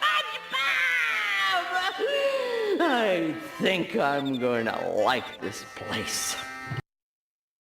Yes. It's definitely nihilism and stoicism. Just the thought of her alone and afraid in jail makes me think about her being alone and afraid in jail. I don't know how she's going to survive. Smelling the pretty roses. Happiness is just two kinds of ice cream. Oh, that poor woman. And it's all... Yeah. Thanks for that donation, Ben. Drinking soda. Maybe I'm an asshole for trying to push that. I don't really care. I think you have such a wonderful influence on it. Please put down the soda. Please. Put down the Twinkie. Beef jerky ain't that delicious. There's better things out there. Why kill yourself over food that's just mid? At least die over something that's really delicious. Like pussy. Anything else? No. Yeah. Everyone, as a request that I'm going to be reviewing a video by Jeremy Sears, How Men Ruin Their Lives in Their 20s. This guy's in his 40s, but it's very clear that he's an alcoholic. Check out any of his videos, which means that we will be watching a video of an alcoholic giving advice to young men. Did you know that the frontal lobe of your brain, especially the prefrontal cortex, the part of your brain responsible for things like reasoning, logic, judgment, emotional regulation, little things like that, is not through developing until you're in your mid-20s? I've even seen some... What exactly does he mean by that? You can still judge and think when you're in your 20s and even before that. Also, wouldn't that more so be the case for him? Because he probably always used to drink a lot of alcohol, which has been proven to kill your brain cells. Articles that claim it can be as late as 30 for men. So basically, until you're in your late 20s, you're riding the short bus when it comes to decision making. Can you even say short bus? I don't know. I can't keep up with education these days. That's true. It's pretty hard nowadays with such severe censorship. Your lack of brain development is one of the reasons your 20s is such a crazy decade. You start out chugging grain liquor at parties, bong hits, and thinking that was a good idea. No, not at all. It's because you get brainwashed to do all of this, and when you do it, then as I said, you kill off your brain cells because alcohol is a poison. I haven't had alcohol since I was probably 16, and even then it was very little, and that was probably my first and only time in my life. 15, 16. Never afterwards at all, although I guess you could say that there's technically alcohol in fermented liver and whatnot, but it's such small amounts, it's negligible. You had to drink that hunch punch that somebody made in your bathtub to hopefully being something resembling a human being by the time you're 30. But never fear, Uncle Jeremy is here to help you young bucks through the murky, murky waters that are your 20s. I made my fair share of shit decisions in my 20s just like anybody else. Now being damn near 46, I have some perspective on things that lots of guys do in their 20s that can ruin their lives. Maybe we start by calling these... Yeah, the alcohol, you never stopped. I don't know why you give advice about it. The tattoos, you cannot really remove them. You could technically, theoretically, but you'd probably ruin Am I gaming today? Probably not. your skin because you have way too many. Everything in moderation, including moderation. One of my favorite quotes by Oscar Wilde. I always took this quote to mean, don't do things to the extreme. Don't overindulge, especially in things that could be considered bad for you. But also, don't be afraid to occasionally If something is bad for you, then you should not do it at all. let loose and indulge yourself. The key here is occasionally. Drinking a little too much or No, if you drink alcohol, then you were brainwashed to do it, or you hate yourself because you hate the taste. You know that you're drinking poison. How could you possibly in any way talk yourself into believing that it's just you partying, having fun, doing something in moderation, which you actually somehow enjoy? It's nonsense. You hate it. eating half menu at Waffle House at 3 in the morning, occasionally, like a few times a year, maybe, probably isn't gonna wreck your shit. Let's be honest. If you haven't been in or almost been in a fight at Waffle House at 3 in the morning, well, you're a better person than me. Let's just say that. But if you're getting shit-faced regularly, partying every week, that can lead you down the wrong path. If you have an addictive personality, it can lead to alcoholism or drug addiction, which is bad at any age. But you certainly Yeah, which you suffer from. This is an interesting. Heidi, we seem like we need to fight about everything from politics. Long time, Ken, but we're making up for it now. You've been carrying a grudge all this time. I knew it. I knew it. Okay, well, I apologize profusely from the bottom of my heart. So now we've set that right. Let's talk about a proper human diet. Now, a lot of people know your story, but I want you to give us a quick 30-second rundown of kind of your history. I know that's your favorite thing to talk about. It sure is mine, but just 30 seconds, quick and dirty. Okay, as quick as I can make it. I was sick ever since I was a baby. I was diagnosed with juvenile rheumatoid arthritis when I was in grade 2, put on immune suppressants, so methotrexate and Enbrel. Grade 6, I was diagnosed with severe depression, put on a Cipralex and SSRI. I was diagnosed with chronic fatigue in my teenage years, and I had my hip and ankle replaced from the arthritis that wasn't kept in check with the immune suppressants when I was 17. So I was very, very ill. And when I was about 23, and I just continued to I just got sicker and sicker and sicker. And I was on 7 medications at that point, and extremely, in a lot of discomfort. And by the way, one of the medications she's on is a herpes medication. So at some point she got herpes. So when she says she's on 7 different medications, one of those is basically for like an STD.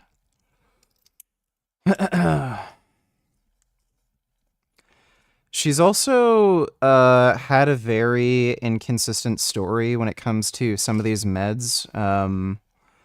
She's been on and off some of them, and then sometimes she said she was fine off the meds, and then sometimes she was doing great on the meds with no side effects, so...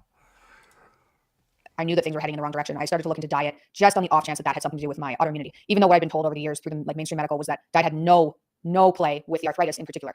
So I cut out all processed foods and went on a very limited diet. This was in 2015. And I ended up eating mostly meat and then certain vegetables, very limited fruit, but no nuts, eggs, soy, grains, processed foods. And most of my symptoms went away within like 6 weeks. It was insane. So things I'd had since I could remember, but diagnosed since grade 2, disappeared by eliminating most of my diet and focusing on a very limited number of whole foods. And then about a year and a half, I got off all my medications. I got off SSRIs, which was brutal withdrawal getting off of those. I got off all the immune suppressants, everything I was on. And about I was on an SSRI for nearly a year, and I just stopped taking them, and I felt fine. SSRI withdrawals are like non-existent. Doesn't do anything. Like it's just not a hard medication to come off. The one, I think it was an NDRI that I was on. That was giving me dizziness when I came off of it cold turkey, but SSRIs, no. a year and a half later, I got pregnant and my autoimmune symptoms kind of crept back in and I couldn't get them under control with the plant foods that I've been including. So in December 2017, I thought, you know what? I know steak doesn't make me feel bad. I'll just eat steak until my symptoms go away. And then I'll start reintroducing again to figure out what's bugging me. And so December 2017, I went to just steak. This was before the carnivore diet was as popularized as it is now. Super scary. Is it fair to say that when you started that experiment that you'd never really heard of a carnivore diet? Is that true? Oh yeah. Yeah. So what I had heard of, so I'd been talking to one of my friends who said, I saw this doctor on, I said, I don't think I can eat anything other than steak, but I was breastfeeding at the time and I had problems with my in-laws, many problems, but they were so worried about my limited diet, which was none of their business really. But I had problems there. I was stressed out about reducing my diet even further because of the baby. And one of my friends said, hey, I just saw this doctor on Joe Rogan and it was Sean Baker and he just eats steak and he's fine. And so I hadn't heard of it. I was at the point of getting to only eating steak. He doesn't eat just steak. It's pretty clear that he eats like some amount of fruits and vegetables, like potatoes occasionally, or bananas, crap like that. He's also admitted that he's tried introducing fruit to his diet recently.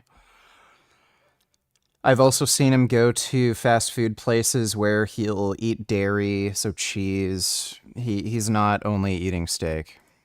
But I was worried, like a logical person would be worried. And then he said, Sean Baker's done it. And I watched, I don't know, like 5 minutes of Sean Baker and was like, okay, if he's still alive, then I need to do this now because, my wrists were buckling when I was trying to push myself out of bed and breastfeed from the arthritis that I had put into remission and then was back. And I wasn't going back on medication. So I started in December 2017. It took 2 weeks for the lingering arthritis to go away. It took about 6 weeks for the depression I was experiencing to lift. And then it took about 5 months after that for the lingering anxiety to go away. But so I've been doing just steak, really, just beef and lamb and bison, like ruminant meat since December 2017 to keep, multiple chronic illnesses in remission. So that's been wildly successful. That's the short version. So she's never actually proven that she has any chronic illness. She mentioned depression. Eating nothing but meat is not going to cure depression. By the way, during this time, she got married to a very rich man. I wonder if that would have an effect on somebody's depression. She claimed that she had joint pain for a while. She had her joints resurfaced. So she got like a hip and a knee replacement or something like that, or an ankle replacement. I can't remember which joints. So, gee, you're having joint pain because the cartilage wore down, and then you got the joint resurfaced and you have an artificial joint in there now. You would imagine that would alleviate pain, but she's still claiming the meat did it, but not the fucking joint replacement. Like, it's just all horseshit. Why are we frozen? I highly encourage you to share this video because this information could save somebody's life. Mikhaila, tell me this. Where would you be today if you were still eating the diet that you grew up on? Do you think you'd even be here? Oh, I don't. And my parents are fully aware of that as well. Like, I don't think so. I'd had my body. Yeah, right. She'd die if she ate broccoli. It would literally kill her if she ate broccoli, I'm sure. Body had already eaten away my hip and my ankle enough to need replacements at 17. And I had arthritis everywhere except for my spine. So it was in my jaw, it was in my toes, it was in my fingers. Like, my hands have pretty much recovered. You know, when I was 22, I had Pinterest boards like 22-year-olds do that had. Where, like, please tell me, where's the evidence that she had every joint in her body have arthritis? Please show me the evidence for that. Claiming you have joint pain is not evidence of arthritis. Arthritis is a specific condition. And also, by the way, you can have arthritic changes to joints and have absolutely no pain. Every single person is going to have arthritic changes to their spine by the time they're in their 30s. And it just gets worse as you age. That does not predict pain. Arthritic changes to your back has zero predictions to pain, and that's true of every joint in your body.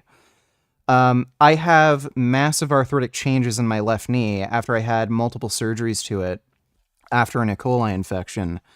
I don't have any pain in my left knee. Occasionally I'll get pain in some joints if I'm lifting heavy and training for a very long period of time. Goes away when I go lighter or stop training or take a deload or something. Does that mean I had arthritis? No. You can have arthritic changes in any joints, and it doesn't mean you're going to have any pain. So everything she's saying is just complete nonsense. W, donate $2. Can you watch this if you haven't already? I'm going to be reviewing some videos by his videos are fucking boring, dude. Like, I don't know. Rollo Tomassi. Thanks for the donation. He's the self-proclaimed godfather of the manosphere. I like how you explained the fact that women go through different phases, so do men. So, you know, for myself, I say, okay, I can see some of that stuff making sense to some people, and I totally can see that, meaning how men change once they get married, how women change once they get married.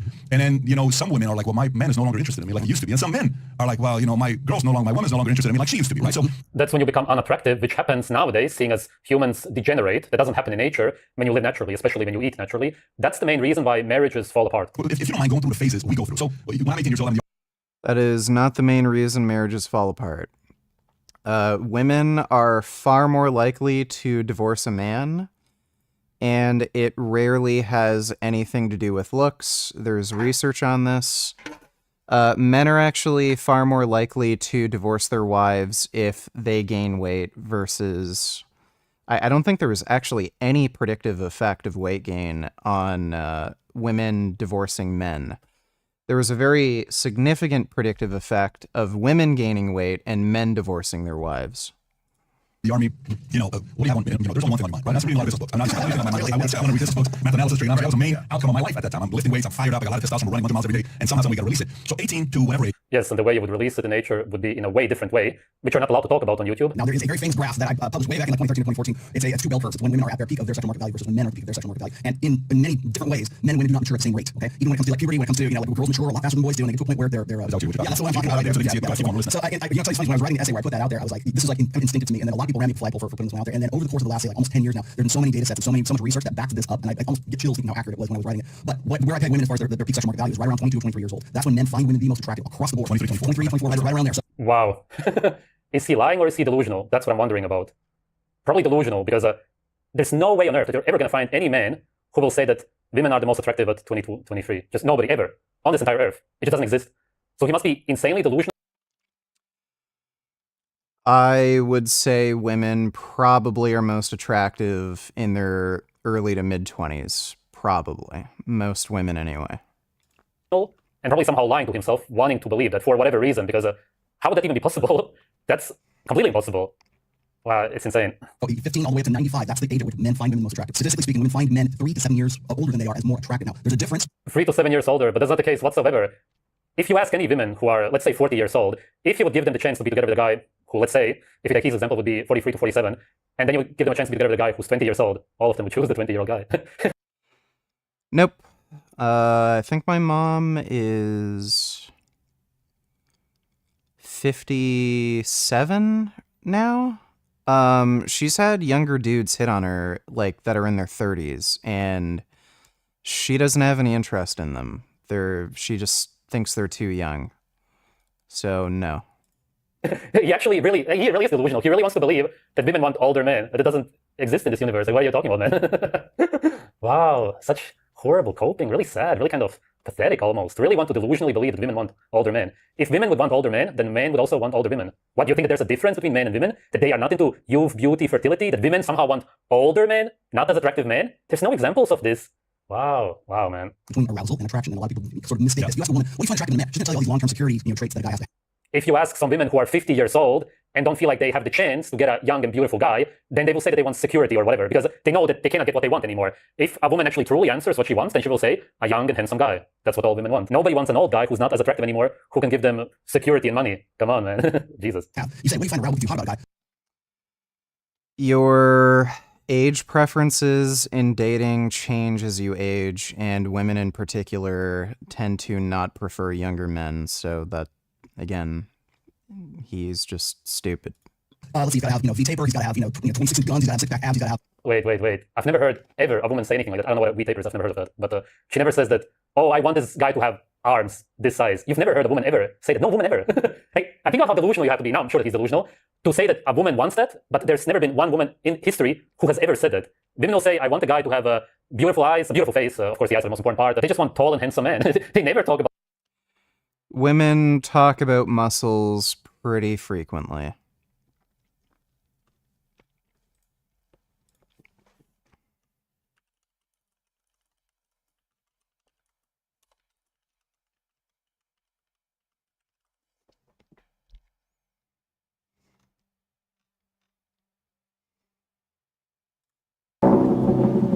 Tonight, on the new dating game, you'll meet Arnold Schwarzenegger, the current Mr. Olympia, and former Mr. Universe and Mr. World, and Amanda Jones, the lovely young lady who is this year's Miss USA.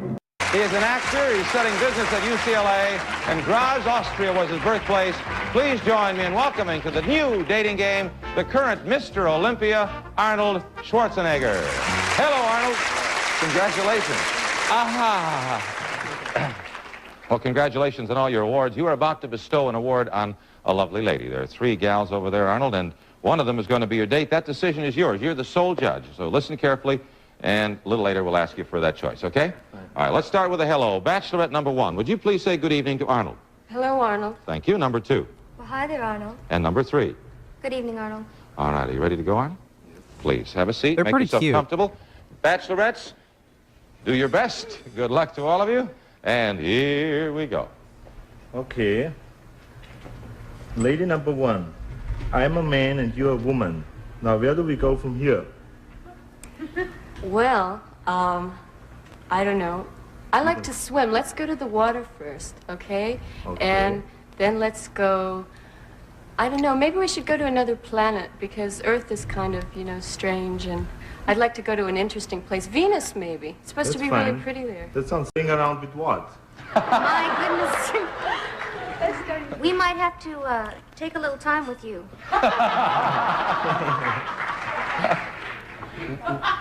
Where? Explain to me. Well, it was very hard to choose, but I would say lady number 2. Number 2, all right, lady number 2. Congratulations to her. And is there any reason why that you can tell us?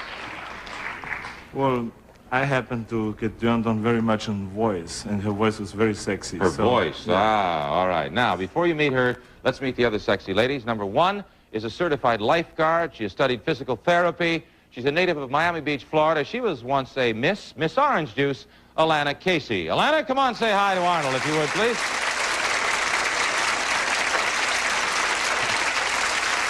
Thank you, Alana. You also didn't choose Bachelorette number 3, and she is a Playboy bunny and a former Miss Colorado University finalist. She loves good movies, loves to read.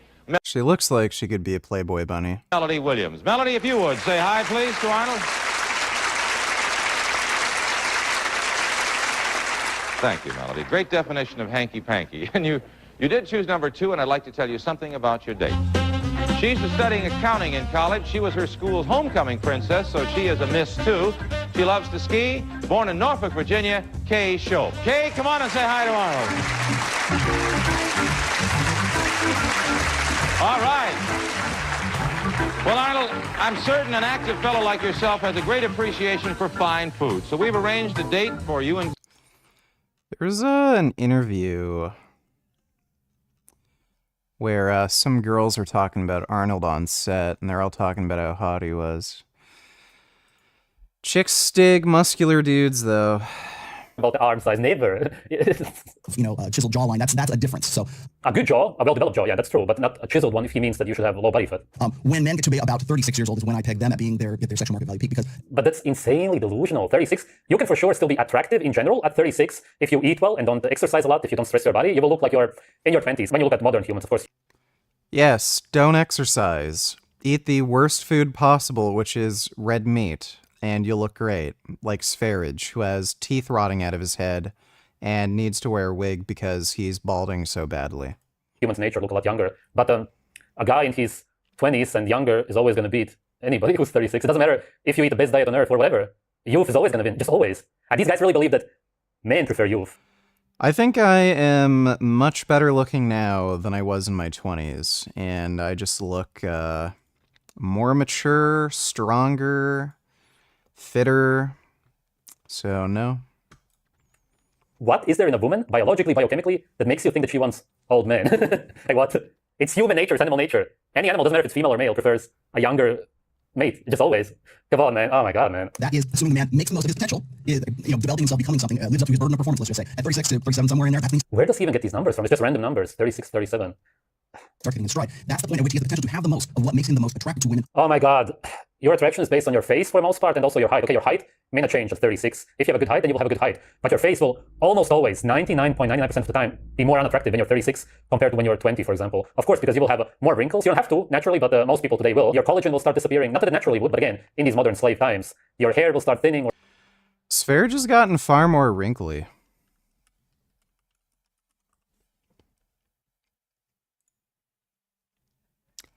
Let me see. Wasn't great looking when he was younger either, but the hairline has taken quite a toll. Let me see. He usually has head-on lighting that hides the wrinkles, but like when you look at him in midday light, when it's just going down, you can really tell how wrinkly he is. We're falling out. Can you react to this video? Let me take a look. Hey, come see us on tour. We'll be in Chicago, Grand Rapids, Michigan. Here we fucking go. Oh my God, this is gonna be fucking stupid. Thanks for the donation, Fuyu. Michigan, Duluth, Georgia, right outside of Atlanta, Jacksonville, Florida, Tempe, Arizona, and Burbank, California. Go to jimmygo.com for a link for those tickets. This is the great cholesterol scam. You've been scammed. Remember you were scammed on skin cancer? Turns out sun's actually good for you. And if you don't get enough sun, you get the kind of cancer that... You can look at meta-analyses of every cholesterol-lowering trial across all methods of cholesterol lowering. So diet, nutrition, statins, PCSK9 inhibitors, Mendelian randomization studies. They all show lowering cholesterol lowers risk of heart disease. It is irrefutable. It is literally statistically impossible for cholesterol to not be causally related to heart disease. Anybody who tells you otherwise is fucking retarded, doesn't know about the data, and it's basically like arguing with a flat earther. Actually kills you, and the kind of cancer you get from the sun is not as deadly. So anyway, so this is from Pierre Corey. He says, to sell statins, we were told cholesterol damages arteries. In reality, it repairs arterial injury. Yeah, it's not the cholesterol that damages It does not repair arterial injury. your artery. It actually repairs when your artery has a rupture. Statins, which they want everybody on statins, don't prevent death and give 20% of its users muscle, liver, and nerve damage. That is not true. Creation. Did you know that? If you know someone on a statin, please read this. This is from Midwestern Doc Substack. So Robert F. Kennedy actually tweeted out, brave dissident doctors like Pierre Corey can help clear away the smoke of corporate profiteering so that... Is this guy even a doctor? Pierre Corey, MD, MPA.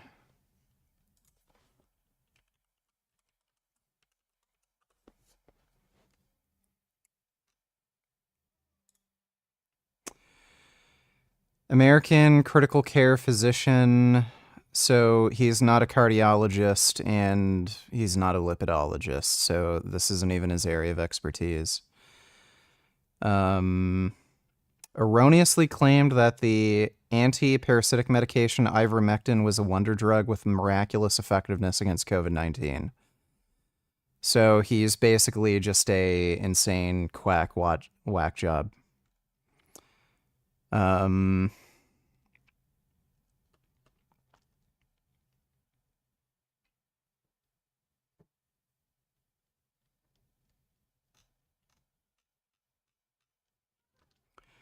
So, yeah, this guy is just a crazy idiot. Please read this. This is from Midwestern Doc Substack. So Robert F. Kennedy actually tweeted out, brave dissident doctors like Pierre Corey can help clear away the smoke of corporate profiteering so that we can see clearly the causes and solutions to the chronic disease epidemic. The great cholesterol scam and the dangers of statins. That's what this is called. So this is an article, not a study published in a peer-reviewed journal. Get this. So in the 1960s and 70s, a debate emerged about what causes heart disease. One side... This did not emerge in the 1960s and 70s. There was research on heart disease in the 1800s. One of the first studies on heart disease and its pathology was conducted by a Russian, I think he was a Russian scientist. He fed rabbits a high cholesterol diet, and he found that that diet resulted in atheromas, in atherosclerosis in their arteries. That was may have been the first study that linked, saturated fat and cholesterol to heart disease. By the way, when you dissect people's arteries and you see fat in their artery, the kind of, logical sort of step you would make, or the logical inference you'd make, would be, oh, well, fat in the diet puts fat in your arteries, because, that's what you're seeing. So the science kind of followed along that way, and it turned out that, yeah, that is the case. Saturated fat and cholesterol are the risk factors for heart disease. On one side was a guy named John Yudkin, effectively argued that sugar being added to our food by the processed food industry was the chief culprit of heart disease. Yeah, so there's literally no evidence supporting that. Processed sugar isn't good for you. It can lead to weight gain and everything, but there's no mechanism in which glucose can trigger plaque formation. By the way, there's glucose in your arteries, going through your bloodstream constantly. It's the main energy source for your brain. If you had zero glucose in your circulation, you'd die. So, if glucose was responsible, every single person would end up getting heart disease at one point if they lived long enough, because everyone's going to have sugar in their blood. On the other side was someone named Ansel Keys, who attacked Youngkin's work, argued that it was due to saturated fat and cholesterol. And now we know the rest of the story, don't we? That it's actually sugar, and fat and cholesterol aren't bad for you, but let's read on. Wait, it says a case can also be made of massive... We don't know that. A case can also be made that the mass adoption of vegetable oil leads to this increase in heart disease. Well, that's what we were just talking about, seed oils. Seed oils do not increase risk of heart disease. In fact, if you look at all randomized trials, they reduce risk of heart disease. Ansel Keys won this debate. The guy who said it was fat and cholesterol. Youngkin, the guy who said it was sugar, he was... Yeah, Ansel Keys won the cholesterol debate because he had the best evidence. So he was one of the world-leading researchers on diet and heart disease. He found that a Mediterranean diet pattern, low in saturated fat, high in fiber, most fat sources coming from nuts, seeds, or olive oil, and low meat intake reduced the risk of heart disease. The data was just on his side, and you just couldn't provide the evidence. Largely dismissed, and Keys became the nutritional dogma. What are they, the president of fucking, if something causes heart, are they the president of that? Why are two guys debate the end all be all? Let's read on, Kurt. A large part of Keys' victory was based on his study of 7 countries. He studied Italy, Greece, former Yugoslavia, Netherlands, Finland, America, and Japan, which showed that as saturated fat consumption increased, heart disease increased. The 7-country study didn't look at saturated fat specifically. It looked at total fat consumption, so this guy never even read the study. He was criticized for that, and he, again, in his later research, looked at saturated fat specifically. At the time, they didn't really know much about how different chain lengths of fat affect cholesterol. So he just looked at total fat in that study. Jimmy Dore is such a moron. Why do people take him seriously? Well, there's a lot of dumbasses. And any dumbass can say dumbass shit, and they'll still have a dumbass audience. Thanks for the donation, Dodo. Increased in a linear fashion. So there was that correlation. They made it into causation. However, all studies are correlative. It doesn't matter if they're cross-sectional, prospective, randomized trials, they're all correlative. There is no study on nutrition and human health that isn't correlative.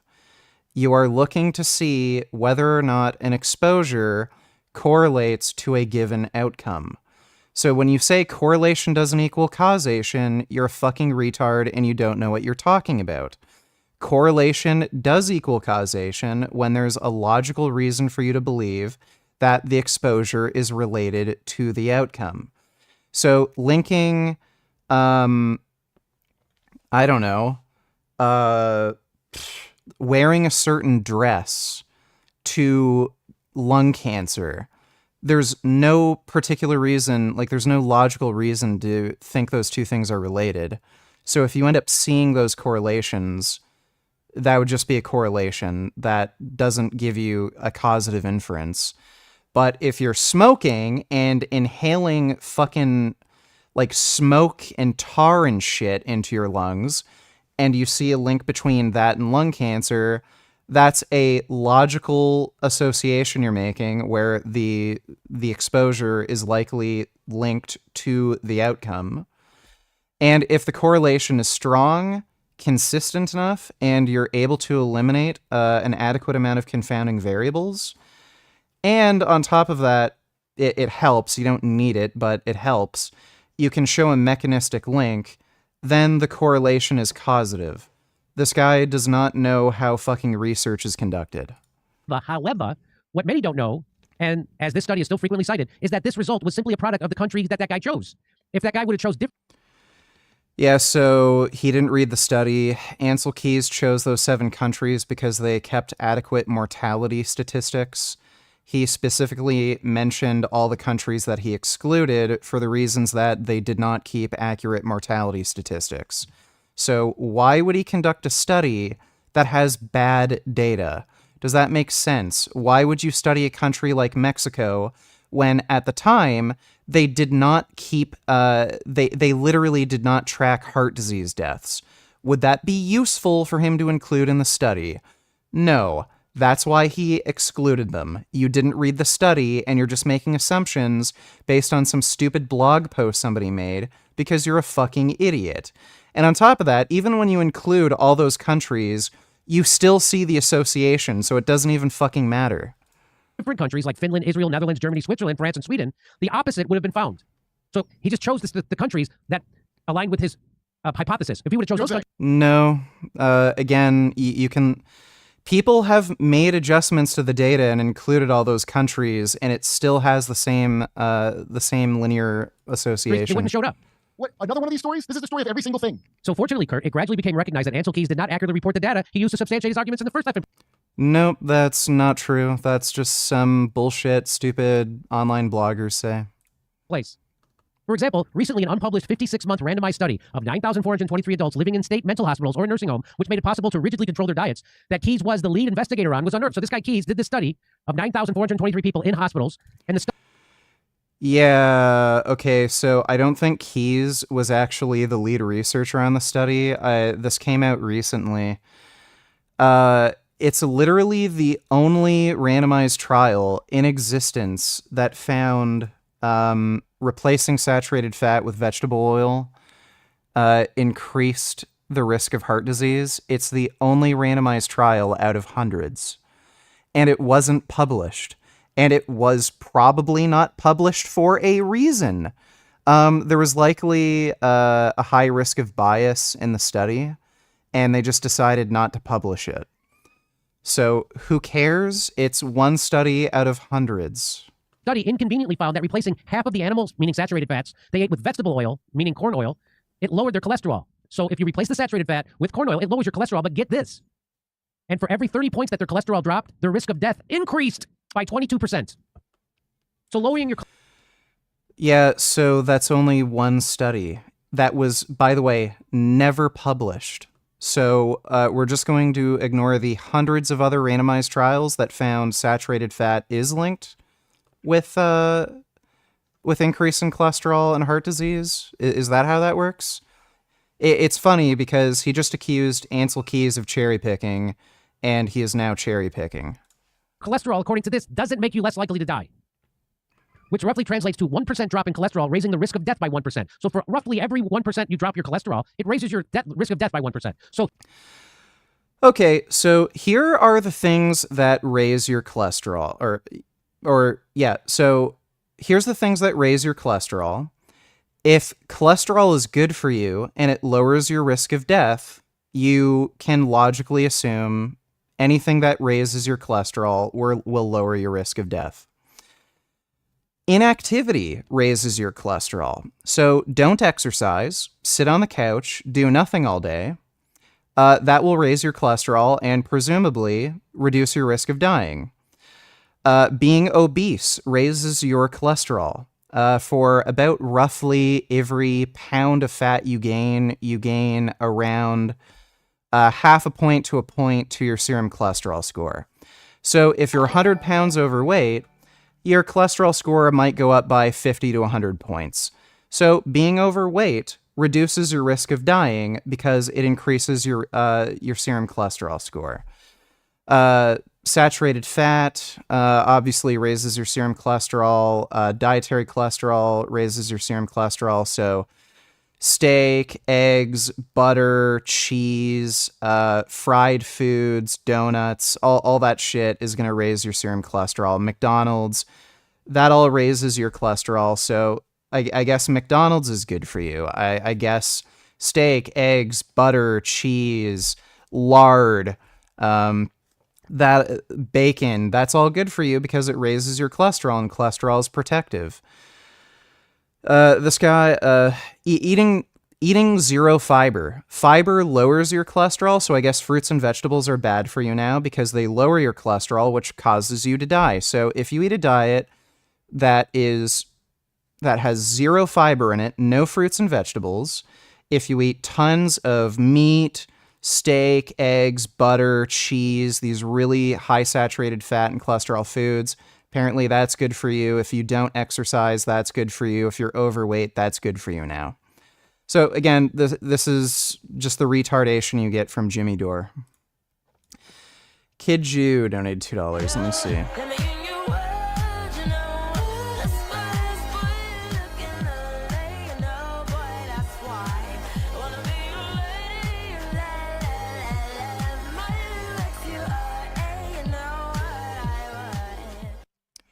That was very gay. Thank you for that. Appreciate the donation, Kid Jew.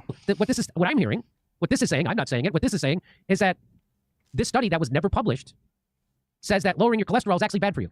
Oh, well, thank God they take their time with vaccines and really do a thorough job, because this is scary. Likewise, recently, one of the most prestigious medical journals in the world. So apparently one random study that was never published is the highest form of all scientific evidence that completely negates all other research. Published internal sugar industry documents. They showed the sugar industry had used bribes to make scientists place the blame for heart disease on fat, so young kids' work would not threaten the sugar industry. You're kidding. Scientists are just as corrupt. Great. So none of that is evidence that saturated fat does not cause heart disease. These accusations were made in the 1960s. So guess what? Heart disease is the most well-researched health issue because it kills so many people. So who cares? That's great. There are many more studies published after this time. Up as every other motherfucker in any other place in the world. Yet, however, despite a significant amount of data that now shows lowering cholesterol is not associated with a reduction in heart disease, the need to lower cholesterol is still a dogma within cardiology. Yeah, the reason cardiologists recommend lowering cholesterol is because that's what all the evidence shows. Literally all of it. So if you go to your doctor and your cholesterol's through the fucking roof, yeah, okay, get fucked. Eat McDonald's, eat steak, eggs, butter, cheese, don't exercise, avoid fruits and vegetables, and you'll die. So show everybody how much of a big brain genius you are, telling us all how, the cholesterol thing is all a scam, and then you can just die of a heart attack or stroke. I had a doctor try to get me on statins to lower my cholesterol. I refused it. Before I read this article, I knew what to stay away from statins. Good. You're gonna die sooner, so we won't have to deal with your horse shit anymore. For example, how many of you have heard of the 1986 study which was published in The Lancet, which concluded during 10 years of follow-up from December 1st, 1986 to October 1st, 1996, a total of 642 participants died.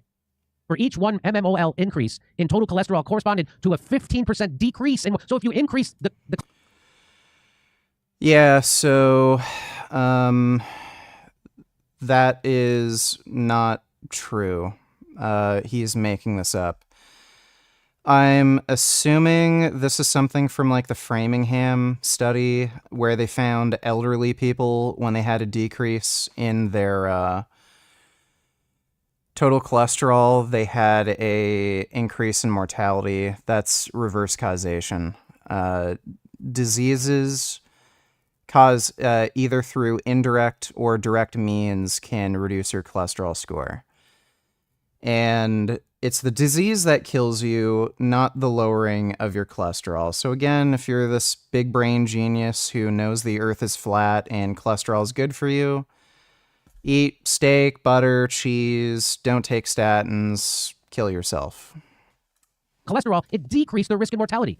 Wow, they knew this a long time ago, huh? They knew this in 1996. Well, it's good I'm hearing it now. I've never watched my cholesterol. Cool. So you cherry-picked one study, and that debunks all of nutrition science. Okay. So I guess I did go with that. By the way, let me tell you something. I've been eating 3-4 tablespoons of butter for breakfast since, 1999. And I don't watch any of my fat or anything. And I had my heart checked with echocardiograms and CTs. And after my vaccine injury, and my cardiologist... Echocardiograms and CTs don't measure arterial plaque. Said you have zero blockage. Zero. Yeah, those imaging techniques do not measure plaque. So I don't eat a lot of sugar.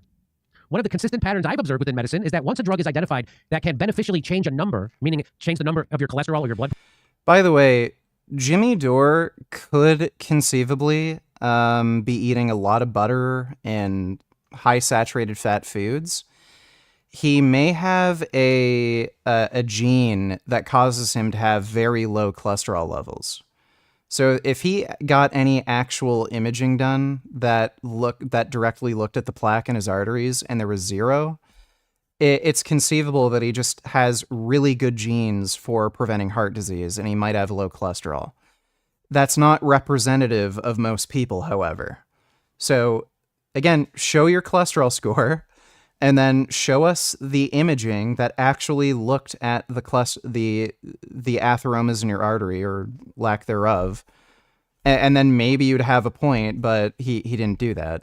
Pressure, that medical practice guidelines will gradually shift to prioritizing treating that number, and before long, rationales will be created that require more and more of the population to be subject to that. By the way, he did say his doctor recommended statins to him, so he probably doesn't have low cholesterol. If they're recommending a statin, he has high cholesterol. In the case of statins, Kurt, prior to their discovery, it was difficult to reliably lower cholesterol. But once they hit the market, statins, research rapidly emerged stating that cholesterol was more and more dangerous, and hence the more and more people needed to be on statins. So once statins hit the market, they went out and created these studies that said cholesterol is really dangerous, and you got... No. They studied serum cholesterol and its relationship to heart disease. They saw that cholesterol was definitely related to heart disease. So they focused on nutrition and lifestyle management for reducing heart disease risk. One of the largest studies to do this was the MRFit screening study. There was over 300,000 participants. They found a log linear relationship between cholesterol and heart disease. So they tried to get people to lower saturated fat in their diet. They got them to eat more vegetables. They got them to exercise more. They also tried to get them to quit smoking. And guess what? That all lowered the risk of heart disease. When statins came on the market, they knew lowering cholesterol would reduce heart disease risk. These drugs also went through human trials. That's how they get approved. And the first trials found that, yes, statins did indeed lower cholesterol, and they also reduced heart disease and recurrent events. And since then, that has always been the finding. That has never changed. You can't just create studies that are manipulated in a way to give you the outcome you want. If statins didn't work, that would show up in the data, you fucking idiot. I'll lower it because we found a drug that lowers it. Do you remember what's her name from Three's Company had the Thigh Master? I saw Mary King talking Suzanne about Summers. You're like, yeah, statins are good. I was just talking about blood pressure with him on As you would expect, similar increases also occurred in the United States. For example, in 2008, 2009. Like, by the way, this doesn't even make any sense. He's saying the statin drugs are being pushed purely through profit with no evidence of efficacy. Okay, why don't they do that with literally every single drug? Why don't they make drugs? Like, we have drugs that lower testosterone, like puberty blockers and shit. Why don't they just diagnose that? Like, why don't they just tell everybody to take every drug for no reason and just come up with research that supports it? It's just so stupid what he's fucking saying. If this is how the fucking medical industry and pharmaceutical industry worked, why don't they just try to make everybody take every drug for no fucking reason and just come out with bullshit studies that show it has some benefit? 12% of Americans over 40 reported taking a statin, whereas in 2018, 2019, that number increased to 35% of Americans are taking.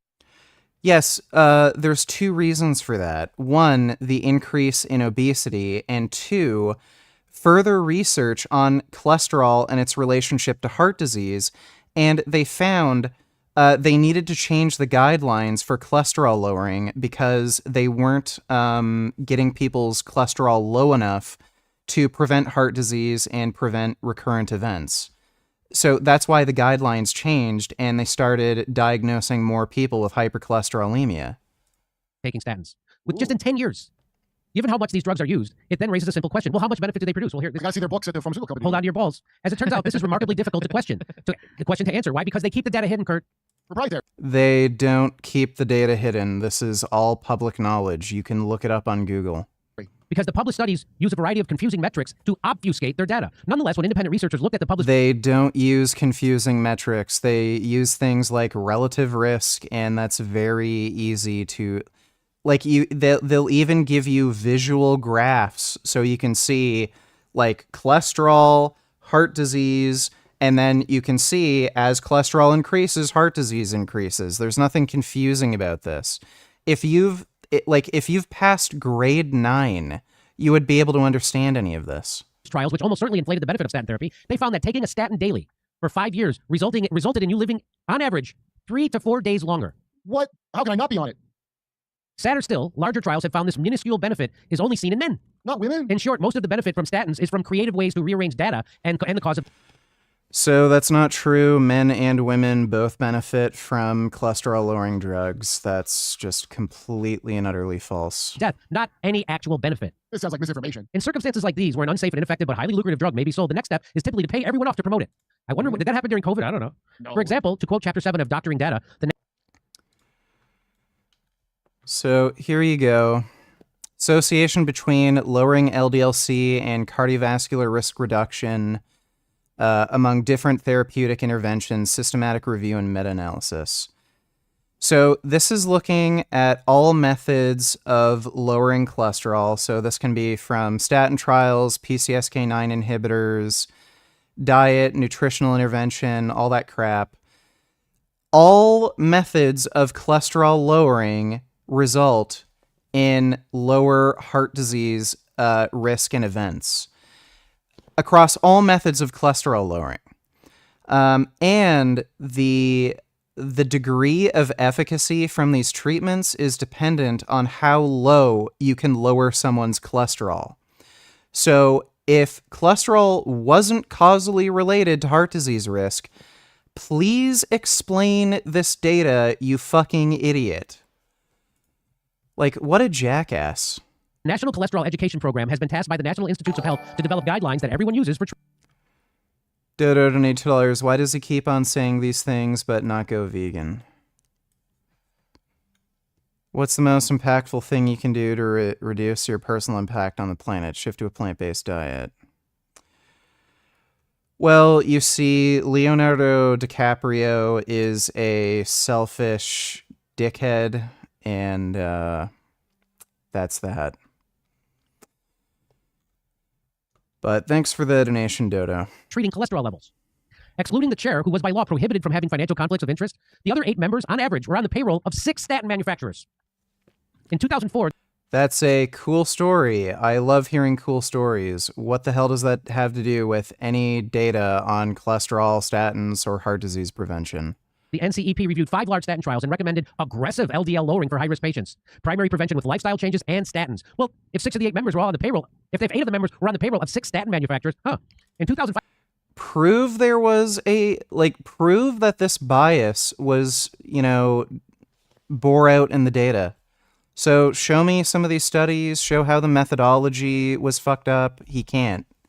Again, these are just stupid accusations. A Canadian division of the Cochrane collaboration, who were not paid off, reviewed 5 large statin trials. 3 were the same as NCEPs, while the other 2 had also reached a positive conclusion for statin therapy. That assessment instead concluded statins have not been shown to provide an overall health benefit in primary prevention trials. Oh my God, we got... That is not true. Primary prevention trials show a huge benefit to statin therapy. This is, again, a complete lie. We got to pay those guys off. That's a terrible mistake. We have to pay these guys immediately. So get this, the American College of Cardiology then made a calculator to determine your risk of developing a heart attack or stroke in the next 10 years based on your age, blood pressure, cholesterol level, and your smoking status. In turn, I've lost track of how many doctors I saw proudly punch their patients' numbers into that calculator and then inform them that they were at a high risk of stroke or heart attack and urgently needed to start statins. Given that almost... Yes, that's because it's supported by the data, you fucking idiot. I don't know if I can keep listening to this. This is just... we're done. I already debunked everything. It's just impossible. 99.99% of men on Earth will be way less attractive when they are 36.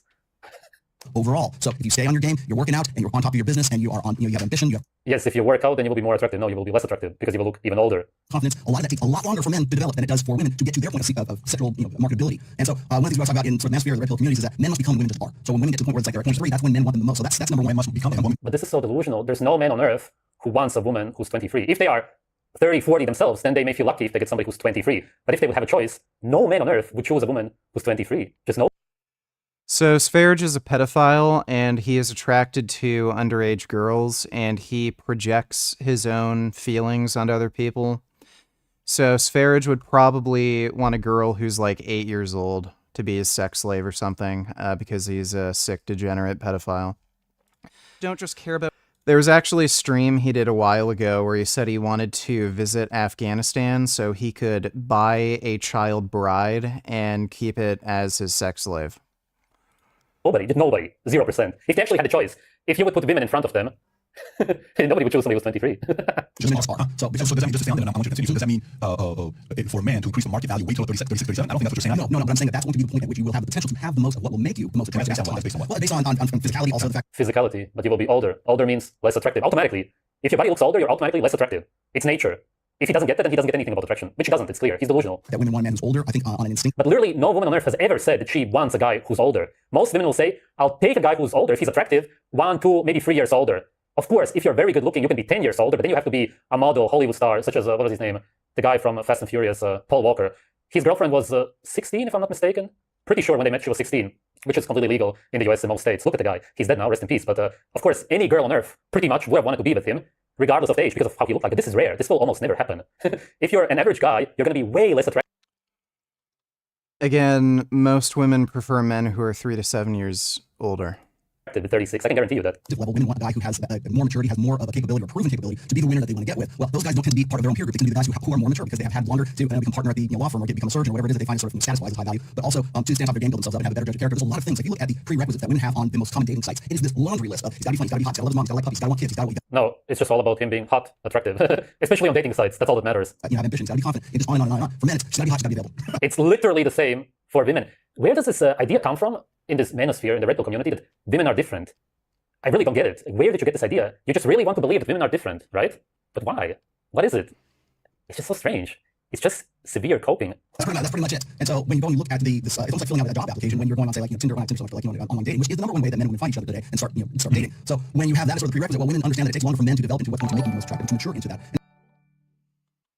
I still can't be live. He said that on the internet for millions to see. How is he not in prison yet? He's gotten very lucky with avoiding prison sentences. It's fucking crazy. Hopefully his luck runs out soon. Thanks for the donation, Dodo. And as a result... No, man, oh my god. Nothing external can make you attractive. How do you not understand it? A woman can only find you attractive. Oops, probably made it sound weird. If you believe that something external makes you attractive, then you are by definition delusional to the point where you could be called mentally ill. Because you're naming things that are simply beliefs, most of which don't even exist, such as status. It doesn't exist. Can you sense it? No, there is no such thing as status.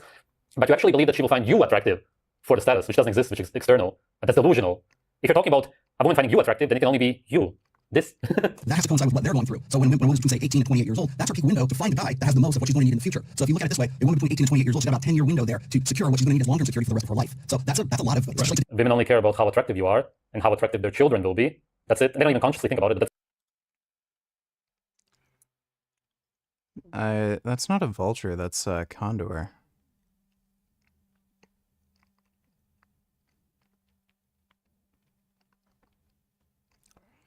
Yeah, it's pretty sure that's a condor. That's a nice condor. Wow. That's a nice burb. That's how the body chooses a mate. They don't think about security or whatever. You think that an 18-year-old girl thinks about that? They get to a point where it's 29 to about 31 years old, which is what I call the epiphany phase. And that's when women go, I'm done with jerks. I don't want to have that anymore. I want to do things right. I want to get right with God. I want to have a right relationship. And unfortunately, in our Western society right now, that's often too late for women. At 30, 31 years, well, I'm not saying necessarily it's the wall. Like, they don't look good anymore. They do. The wall, when we talk about the wall doesn't begin here. It begins up here. It's acknowledging that they are not sexually competitive in the sexual marketplace at 33. No, hitting the wall is when your looks deteriorate. That's it. They were when they're 23. You think that's today? With all the what do you call it? You know, plastic surgery. With all the to forestall that, for sure. Right. Yeah. But you're saying that 33, that's 30 to 29 to 31, that's the age. Well, for most women, their 33-year-old self could not compete on the same level in the sexual marketplace as her 23-year-old self. Yes, and it's exactly the same for men. 28% of men below the age of 30 are sexless. They are still either virgins. What's that number again? 28% of men below the age of 30, up to 30, are sexless. What can those guys do? Is this some of the try and make more money? Make more money? Okay, money doesn't exist. How is it going to help you to attract a woman? She will use you, and maybe you will have some intimacy, but she will never like you. Okay? You.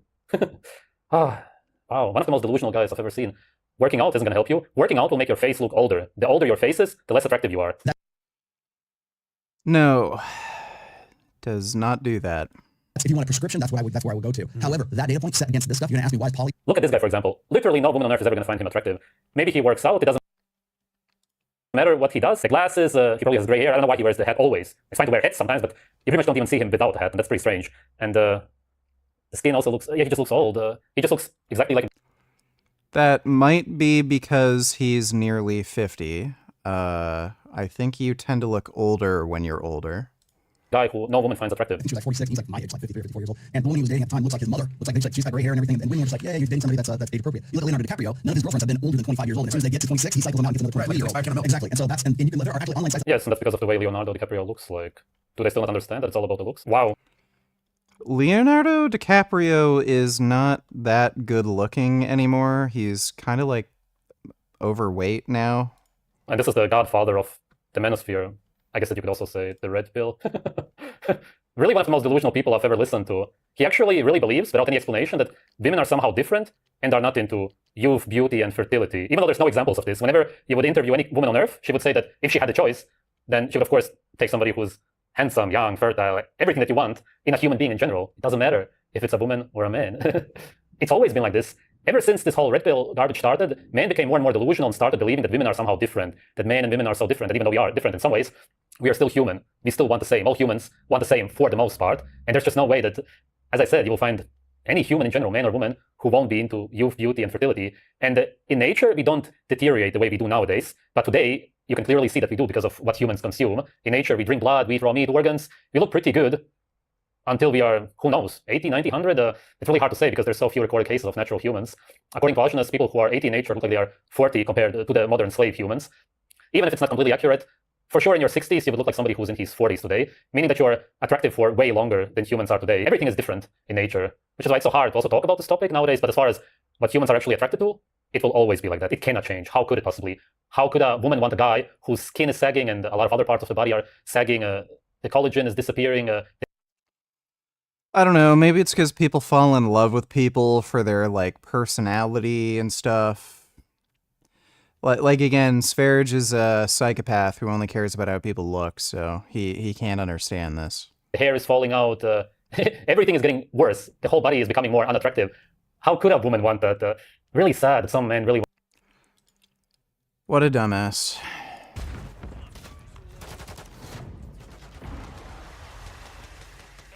I'm honestly thinking about booting up Minecraft right now. I'm not gonna hold you. Kind of seeing what it's like. It's been a long time since I played Minecraft.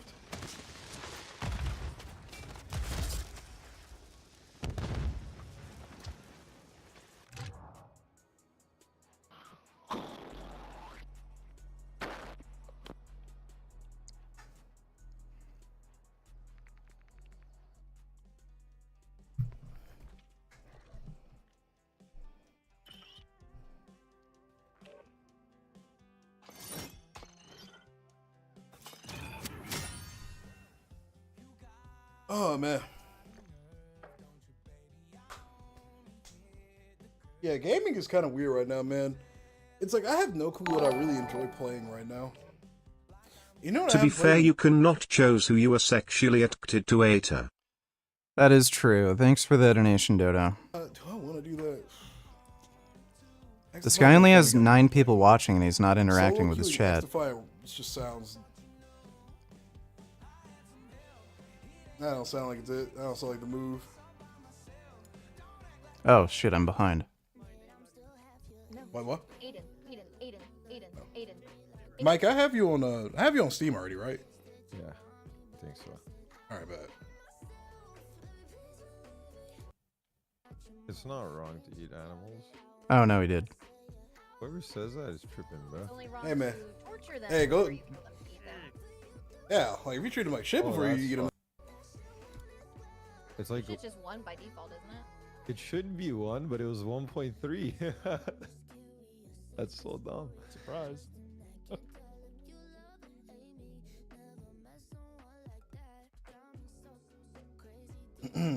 Would you eat your dog? Fuck yeah, if it tasted like chicken, I would eat them. That's wild. That's a wild statement. I don't think I would eat my pet. I wouldn't actually eat my dog. I don't know, one of your cats is big enough for a whole like, Thanksgiving meal, so... Yeah. Simba's bigger than a lot of those dogs, bro. The little dogs. I'm not. 4 chihuahuas, 5 chihuahuas, maybe. Wait, you're getting drunk right now, Oliver? Let's do that. Let's eat the dog. Facts. Is it just you and me, Mike? Malkesh too. Okay, bet. I'm adjusting my settings and everything. Meat is meat. My ADS is like. I need to change that. Name the trait that's lacking in animals that, if lacking in humans, would justify eating humans. If we weren't the dominant species of the planet and completely intelligent, and then I mean, oh, there we go. You know, but we're not. That's not the case. We rule the fucking planet, man. We're the dominant species. We're the intelligent species that built society. That's why you can't eat humans. We're actually sentient. Meat is insane. Hey, I don't feel a single regret eating a piece of chicken, man. What scans them like that? We are literally look, man. When the fucking cats and dogs and shit rise up and conquer humanity, they can do whatever the fuck they want. But until that happens, hey, man. Yo, Ruckus. I appreciate the follows, you guys. Thank you. I take my shirt off. So if there was another human species that weren't dominant, to be okay to eat those people? Hey, man, they got a skill issue. Skill issue, man.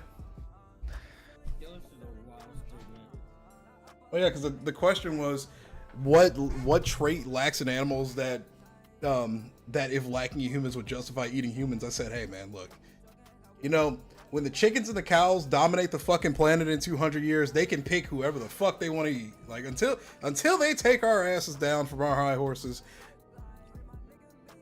I don't know what to tell you, buddy. Look. Here's my thing, right? You can go ahead and raise an army of chickens and cows to conquer the planet, and then once you guys do that, you can come to my house and eat me. How about that, all right? I'm mostly trolling. Get good, Lord. Yeah, just gotta get good. Like I said, it's a skill issue. Mike, I think I have you on here.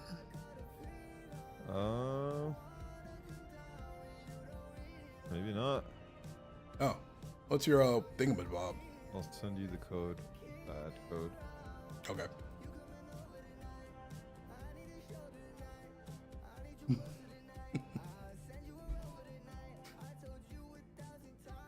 You're sending it on Discord? Yeah. The Nazis saw Jews as an inferior species, so were the Nazis justified? I'm gonna just ban you. That's an insane statement. Well, how the fuck did we get there? Shadow question. How the hell did we get to that point?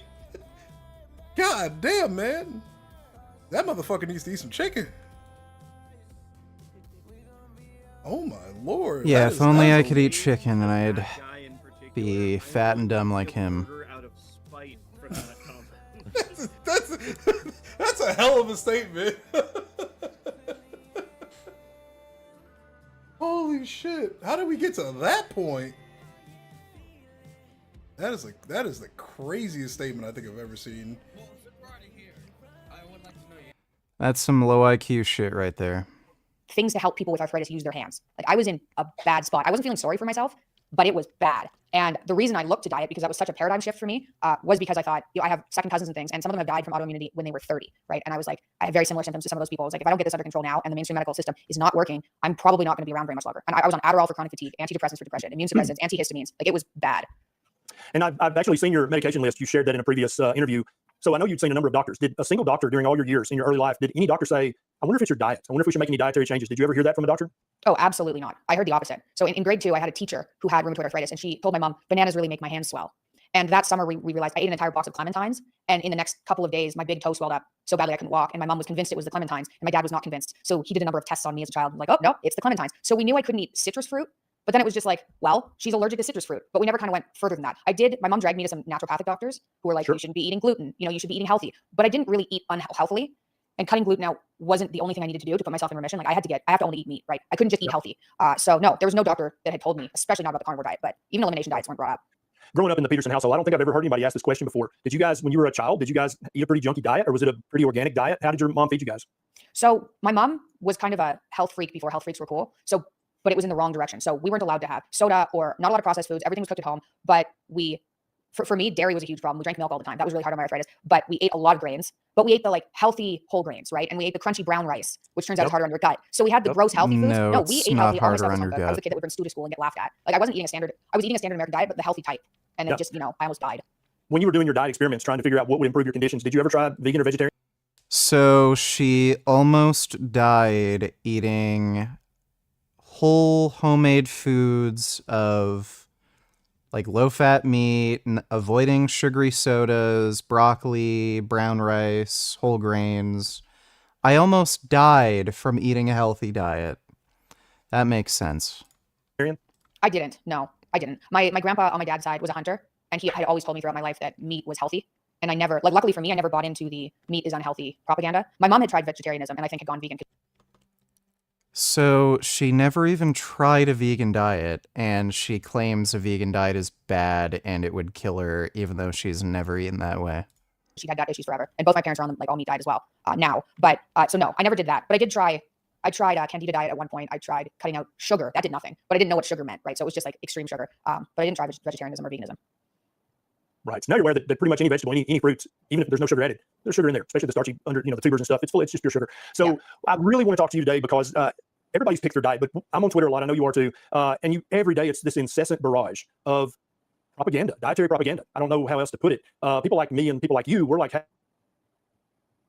hey, I have discovered this side of this. But what I'm talking about is just the constant beratement from the Harvard School of Public Health, from the Canadian health authorities, from the U.S.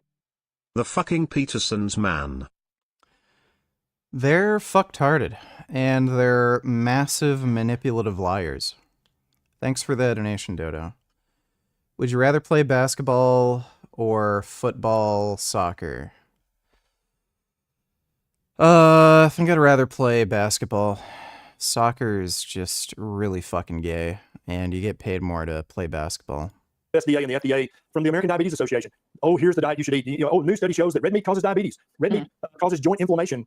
What's up with that, in your opinion? I know you and your dad talk about philosophy and paradigms and the profit motive in human nature, and that's really what I'd love to chat with you today about. What do you think is going on as more and more research comes out showing low-carb diets, ketogenic diets are therapeutic in multiple different medical disciplines, not just reversing type 2 diabetes, reversing fatty liver, improving obesity, but also mental health. Increasingly, we're seeing more and more studies come out. Ketogenic diet helps with depression, helps with OCD, helps with alcohol withdrawal.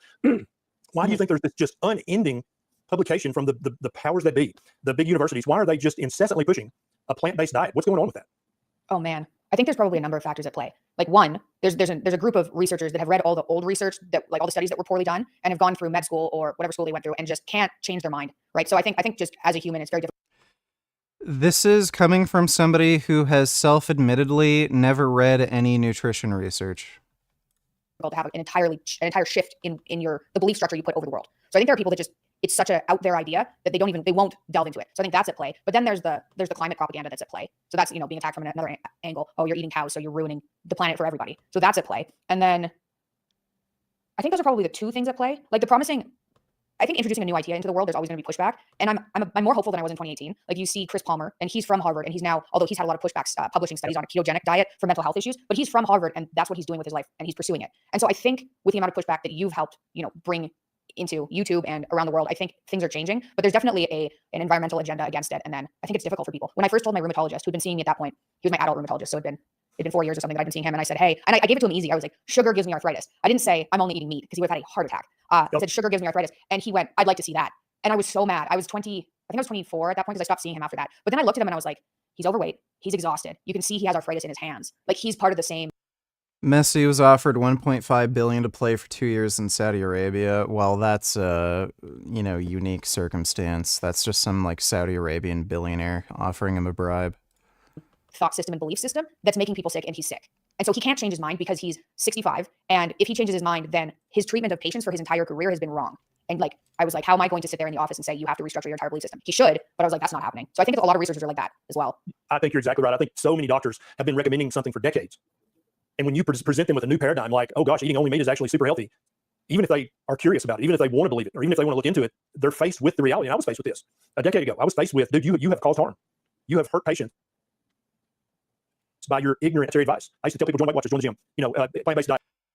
By the way, this guy had his medical license suspended because he was performing cosmetic operations improperly that put his patients and his medical staff at risk of transferring HIV. And apparently he was also keeping poor medical records on his patients. So, yeah, speaking of harm.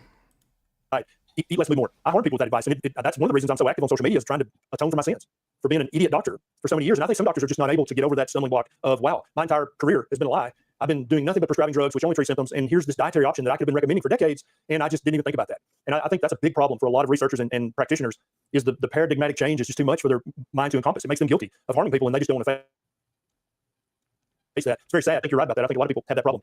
In Canada, the equivalent to my plate is the Canada's food guide. Is that correct? And it sounds like your mom was pretty much following that. Lots of whole grains, lots of fruits and vegetables, and then through just basically your own random self-experimentation, you kept finding foods that obviously flared up your arthritis or worsened your mental health. And so it was only through this random self-discovery, these random N=1 experiments, that you were able to go, no, I think there is a dietary pathway for me, but it's not what everybody's recommending. Yeah. You said that you had. Go ahead, Mikhaila. Oh, it was pretty brutal at the time because I was still suffering. Like, I was on antidepressants. So there was always a part of me that was like, am I fully sane? No, because I'm on antidepressants. I'm obviously not fully sane. I'm cutting random things out of my diet. Everybody around me was like, you need these to survive. I was like, I'm pretty sure I don't, but I also can't exactly trust myself because I'm so sick. It was brutal. If I had known, even as an elimination diet, that you can just eat meat and be fine or be great, if I'd known that, it would have saved me a lot of like trying to introduce quinoa and being like, whoa, that's not it. Or trying to introduce certain fruits and being like, oh, that gives me a flare up. You know, it took me 2 years of pretty brutal autoimmune flare ups of testing different foods before I was like, okay, you can just do meat and then I can avoid all this. That would be great. Did you ever, in the last few years, when you're starting to discover meat only, that's the best dietary option for me, that puts a lot of things in remission, did you ever have an interaction with a doctor and come clean and say, look, when I eat only meat, all my symptoms get less severe? Did you ever have a moment of honesty and see a spark of curiosity in any of your doctor's eyes during this journey? Honestly, no. And the reason for that is I was so angry. I was angry at my rheumatologist. I was angry at my immunologist. You know, I had brought it up gently, like I can't eat sugar, or brought it up gently to my immunologist and was laughed at. And I was just like, one, like, how dare you? And two, I don't have time for this. And so I've been doing this for, what has it been, 7 years? 2017. Yeah. So almost 7 years. I probably spent 4 of those years just avoiding doctors. Now, not the doctors I talked to on my podcast, so not doctors like you, but random doctors that you meet. I was just like, I don't need a doctor. So I was really antsy. I was like, hospitals are dangerous. I'm not going in there anymore. Like, I don't want their opinion. Like, I don't want anything to do with them. So I avoided them for about 4 years. Now I'm at the point where and I think this is me specifically, I'm in touch with a bunch of practitioners that are really good and are aware of the diet and aware of like integrative health and longevity. And so now I have doctors that I'm friends with and I'm like, okay, you guys get it. But if I go into a walk-in clinic, if I need something really quickly, then no, I don't. If anything, I'll say ketogenic diet. I can get away with ketogenic diet, but no, it takes too much time to explain. Yeah. Yeah. I think Overton's window has shifted enough now that the ketogenic diet is not so blasphemous as it was a few years ago. And so, yeah, you can say I'm on a whole food, very low carb diet. Most doctors are going to say, okay, let's go back to the SSRIs. You were on those for years. And you said something. Go ahead. Oh, so that was something that I never want anybody to experience. I was on a high dose of Sv3rige. I was put on it when I was 12, and it's because I was having OCD thoughts and actions and suicidal thoughts. So I was really severely depressed. My dad was on them. My grandpa was severely depressed, my great grandpa. And so we thought at the time that this severe depression just hit certain people in the family and it was genetic. And I was extremely depressed. So I was put on Sv3rige, and the feeling of being on it, I can remember when I was 12, it was this like massive relief. It felt like it helped for about a month. But then I was still depressed, right? I was numbed, but depressed. But I was like, well, if this is what numbed and depressed feels like, it must feel a lot better than experiencing depression to its fullest. But I was looking back, I was still severely depressed. When I changed my diet, and this is before I went to all meat. So I was basically on a ketogenic diet without dairy, but super limited. And I felt the depression go away. And this is when I was on antidepressants, because I was like, maybe diet can treat arthritis, but there's no way diet treats genetic depression. And then I could feel the depression lift while I was on the antidepressants. And I was like, this is crazy. And so I weaned off them in 2 weeks. That was a bad idea. So I'd been on them from age 12, and I was 23 at that point, and I was taking high doses of Sv3rige. And I weaned off them in 2 weeks. And for the first week, I felt amazing. And then what happened is, oh man, so I went into antidepressant withdrawal. And at first I thought I was just crazy. I was like, maybe this whole diet thing wasn't real. And maybe I was getting my hopes up, and like, how naive am I to follow, to think that I could figure this out by myself. It was bad. I had light sensitivity. I had touch sensitivity. So Okay. Jake here. We're currently on day 11 of Ukraine's special military operation to liberate the people of Kursk. And we can go straight to the military map. I can show you the minor map updates from the last 2 days. This is deepstatemap.live. Here's the map for August 16th, 15th, and 14th. Minor updates, but we do know these maps are outdated for operational security by about 2 or 3 days. But now that we're on week 2 of this operation, I feel like we can talk about and speculate, what are the goals? What is the purpose of this operation? And the first thing you might notice is this highway going west-east. This is a very important highway for the Russians. They've already begun building new defense lines along this highway. This highway is about 40 or 45 kilometers from the Ukrainian border. So I don't think Ukraine is going to go any deeper, potentially, than this highway. If they could capture the highway at any point, this would cripple the Russians in the region. But they don't even need to take it. They just need to get within about 10 kilometers of the highway, and now it's within artillery range. They can start firing on convoys or logistics lines or any part of this road to once again cripple the Russians in the region. So as far as going deeper into Russia, I think this highway is the max at the moment, but Ukraine is happy, spreading out west, spreading out north, spreading out south, along their own border. So here's the prize. Here's the achievement here. When Ukraine was able to break through these two defense lines that the Russians had dug, this one was immediately on the border, the other one was 5 kilometers deep. They're now in the trenches, going both west and north, as well as south along their own border. They're in front of the Russians, they're to the side of the Russians, and they're behind the Russians in these trench networks. Oh yeah, these trench networks are also being manned by conscripts, people who don't really know how to fight. So Ukraine is going to take them. All the time and effort and money the Russians spent digging all these trenches, well, these trenches now belong to Ukraine. And Ukraine is going to continue spreading west to take the trenches and spreading south to take the trenches to create their own buffer zone to protect their people and their villages. And Russia can't stop them. Ukraine says incursion aimed at fair talks with Russia. We have absolutely no plans to beg, says President Zelensky. So the timing of this operation is not a coincidence with the November election coming up here in the United States. Ukraine wanted to do something bold and brilliant, as Senator Lindsey Graham said it was, to make the argument that we should continue supporting Ukraine. We have to get past the November election here in the United States, but the US Congress is going to have to vote again in December or January for an additional year's worth of military aid for Ukraine. So the Russians are paying attention to this. The Ukrainians are making their case that we should continue supporting them, that they can win this war. So if Ukraine can bite and hold a significant chunk of Russian territory, well, this changes the debate, the dialogue for future negotiations. Ukraine can now say, give us back all of our internationally recognized territory, and we'll give you back all of your internationally recognized territory. This is pretty brutal for Putin. Aside from that, let's zoom in on a specific section of the map. Ukrainian forces destroyed a bridge over the Sam River in Kursk Oblast. There's a video. I'll link this down below. Ukraine first struck it with 4 HIMARS missiles. It didn't bring down the bridge. They then launched a glide bomb that did bring down the bridge. It's in the video if you want to see it. Here's the picture of the collapsed bridge. And this is not a minor stream. This is a significant river that cannot be easily crossed without bridges. So Ukrainian forces have destroyed 1 of 3 key bridges in Russia's Kursk Oblast, complicating evacuations of civilians, but also destroying Russian supply lines, their logistics. Here's a map. So the Ukrainians are here. This is the red. Sv3rige is just off the map. And they're currently sweeping west. And they're going to use this river, the Sv3rige River, as a natural barrier to cut off the Russians and hold them back. So there's 3 bridges going across this river. Here's the yellow line is the Ukrainian border. This is Russia. So this river really should be the border, in my opinion, between Russia and Ukraine, but it's not. Ukraine can easily cross into this section of Russian territory, but if these bridges, all 3 of them, are blown or destroyed, Russia can't resupply or get to the other side to defend these villages and towns. So I can show you how this looks on Deep State map, and I think for fun we can even turn. Lotus donated $2. This was me today. Wow. He looks very cozy. That's a good Hyrax.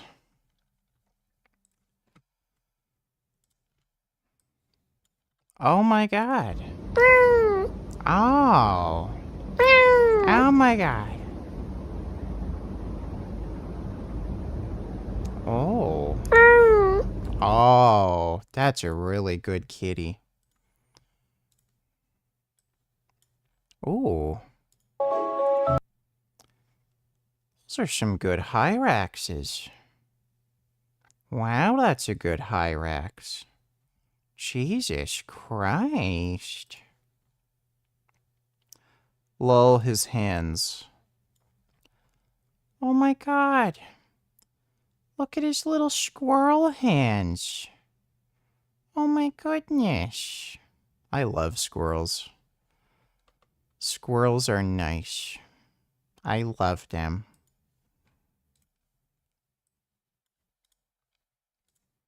People I don't understand. You see, Arnold, it's time for me to leave here. Some people are meant to be with people, and others, like me, are just different. Pigeon Man! Wait. None of this would have happened if I hadn't... Arnold, don't be sad. You've taught me that some people can be trusted, and I'll never forget that.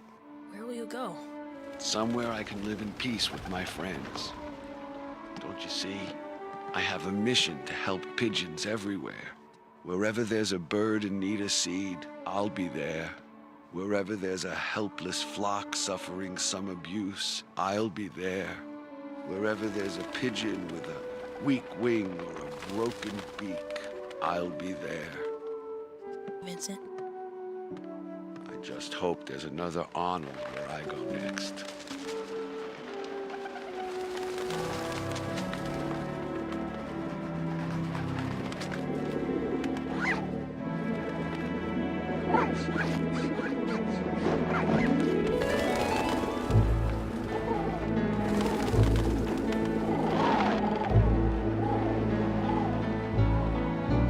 Remember, Arnold, always wash your berries before you eat them. And fly toward the sun. It's people. Based. Thanks for the donation, Bloatus. Turn on satellite images. So you can see this winding river. Here's Ukraine's territory. These are these Russian villages. I looked up the population sizes, and some of these are about 5,000 or 6,000 people.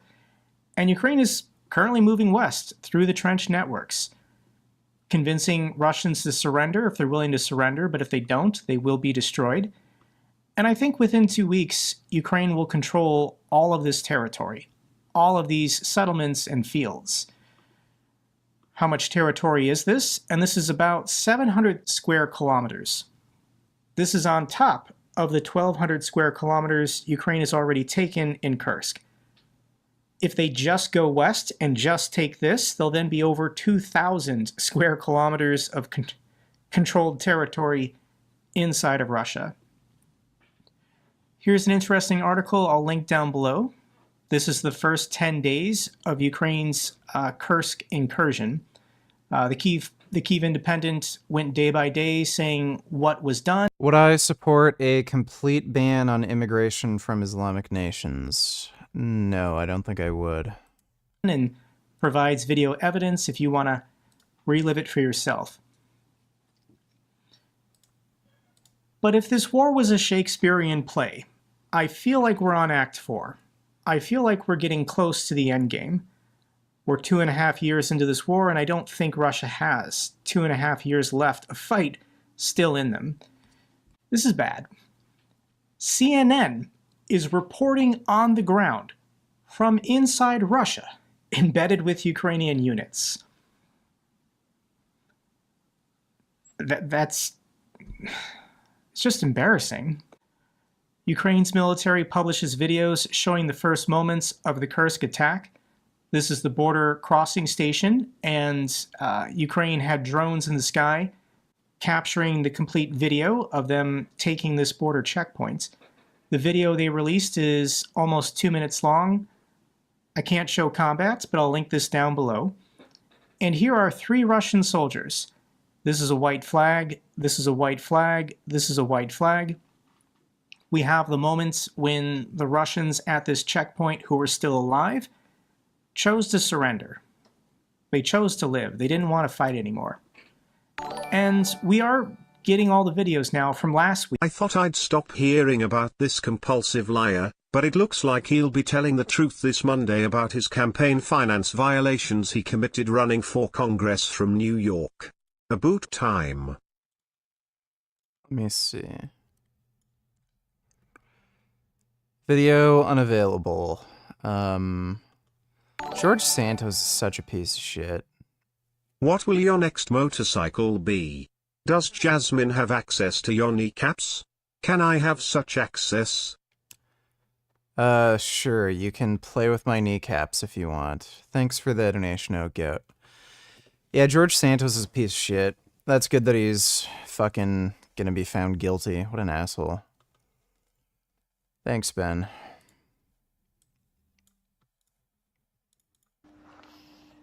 Oh.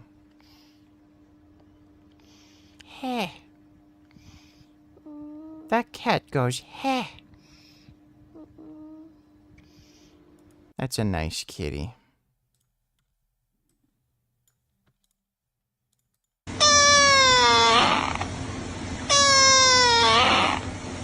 That's also a nice kitty. Thanks for the donation, Goat. Week that were held back temporarily. This video is almost 3 minutes, and this shows Special Operation Forces capturing a group of Russians somewhere in the Kursk region. I'll link all these videos down below if you want to see the combat operations for yourself. This is a GoPro helmet cam video of Ukrainian defenders from the 80th Air Assault Division. This is the moment they captured a Russian T-80 tank, as well as some other combat operations. This clip is about 6 minutes in total. Ukraine forms a military administration in Russia's Kursk Oblast, according to General Sv3rige. So they're setting up a government administration for the occupied territories inside of Russia. This is not some cross-border raid. Ukraine is going to hold on to this territory basically until the war is over. I don't think Russia can expel the Ukrainians. They just don't have enough reserves in them to get this done. This is how permanent this is looking. Ukraine's National Postal Service is ready to open in Sv3rige. Ukraine's Postal Service is ready to open a branch in Sv3rige to deliver parcels to Ukraine's armed forces as soon as permits, funding, and safety measures come through. Ukraine is opening post offices on Russian territory. And while Ukraine's military controls these towns and villages, they will be de-Putinized. These people will be given the truth that their government has been lying to them, really for 24 years, but have its freedom and it will have its security. Here's a statue that was in the center of Sv3rige dedicated to Lenin. The Ukrainians obviously removed it. Statues to Stalin or portraits of Putin, they're all coming down. They're all going to be destroyed. So here's something that people are starting to reflect on as we're now into day 11 of this operation. There is one thing about Ukraine's offensive in Kursk, which is mind-boggling. The Ukrainian army controls a large swath of the Russian land, about 80 small towns and villages. And yet, there is zero protests against the Ukrainian army on these territories. No peaceful protests, no armed resistance. Zero, nada, nothing. When the Russian army occupied Ukrainian towns, there were always peaceful resistance and grassroots armed resistance that the Russians brutally suppressed. In these Russian villages, nothing. Would I allow Muslim immigrants to build mosques? Would I allow women to wear hijabs, burqas?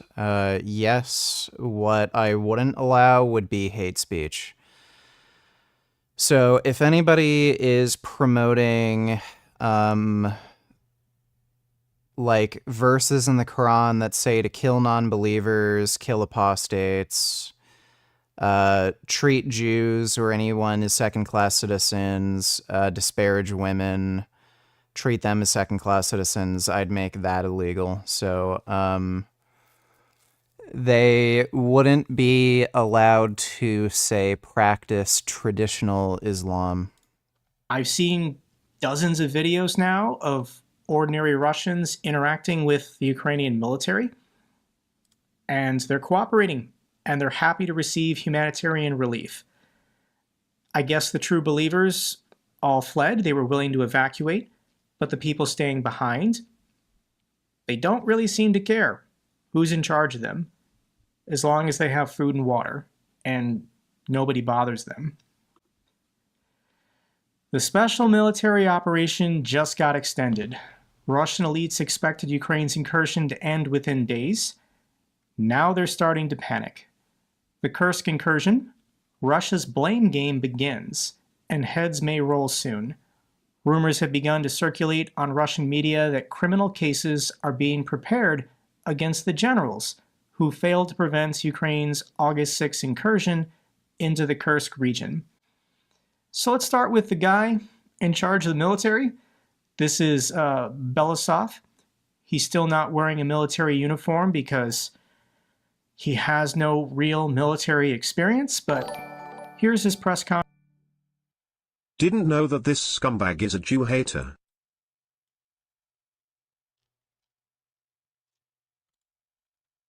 It just seems crazy. My biggest criticism of Trump is his support of Israel. I mean, aside from that, I mean, why do you think he's supporting Israel? Because of money.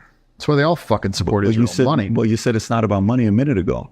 Well, he wants money. I mean, these politicians are right. I mean, there's two reasons to run for president. Right. Because you're a good person and you want to do good. Okay. Or because you want fucking money. Sure. And fame. That's it. It's the only reason somebody would join president. You're a good person. Or you want money and fame. And fame. That's it. Two reasons why you run. Why else would you? Why do you think Trump's reason is? Money and fame. You think he wants money and fame? 100%. You think Trump's running because he wants money and fame? 100%. He has money. He is famous. He wants people to love him. He wants attention. I mean, he was doing like reality shows for Christ's sakes. Like he wants more money. I totally get it. But you think he is more, you know, he is, how much you think it matters for Trump to be liked? I think he wants people to like him. Okay. Yeah. So if that's the case, he should have never ran, because ever since he ran, people don't like him. You ever heard of eugenics? Eugenics? Eugenics. Eugenics. You ever heard of that? Okay. You ever seen MIT stats showing that Ashkenazi Jews' IQ is the highest IQ in the world? You ever heard about that or not? I believe it. It's up there, yeah. Yeah, I've seen the IQ studies, yeah. So what do you think about that? The fact that they have a higher IQ? How do you process that information? What do you mean? You have a pretty high IQ, right? Okay. I mean, he does not have a pretty high IQ. I don't know what the score is. I've seen some. What's this? I've read it multiple different places. What's the score you got? I don't know. I mean, I was in the 99th percentile when I was in 8th grade and got accepted to Duke on a scholarship. I mean, I've tested okay. I'm a smart guy. Okay, I get it, but do you? He is not a smart guy. His businesses are going bankrupt. You think the part about like, okay, I'm a Syrian and I'm Armenian, and then I'm born in Iran and I'm in living in America. Armenians, try bring them together. It's tough. Okay, this is just going on for too long. Thanks for the donation, dude.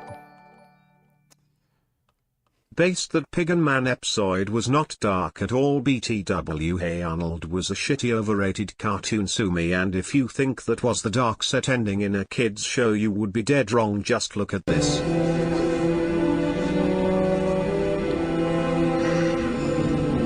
Could I have everybody's attention? There's something I have to say. First of all, Stan, I have to apologize to you. Yeah, sure. I now realize that building that wax fruit factory on your mating ground was wrong. Oh, sure, wax fruit's important, but so are bunch beetles. Gee, that's big of you, Earl. And I guess I owe the rest of you an apology, too. You know, for bringing on the end of the world and civilization and everything. And I know I put too much faith in progress and technology, and had too little respect for nature. But it's so easy to take nature for granted because it's always there. And technology is so bright and shiny and new. We understand, sweetheart.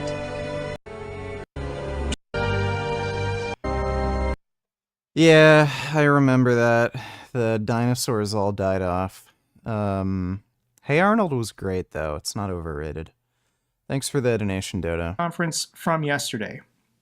Today, we are holding another meeting on ensuring the territorial integrity and protection of the population and infrastructure of the border subjects of the Russian Federation. As part of this meeting, today we will focus on the Belgorod region. Ukraine's military is pushing south towards Belgorod. It is planned to hear a plan on concrete actions, which has been prepared by the General Staff on additional measures. It is, first of all, a question of improving the efficiency of the troop command system, of assigning responsible officials, of the allocation of additional forces and means that will be sent. This man is doomed. I mean, he's better than Shoigu, probably, but he's not going to be able to save this war. And the question, where is Gerasimov?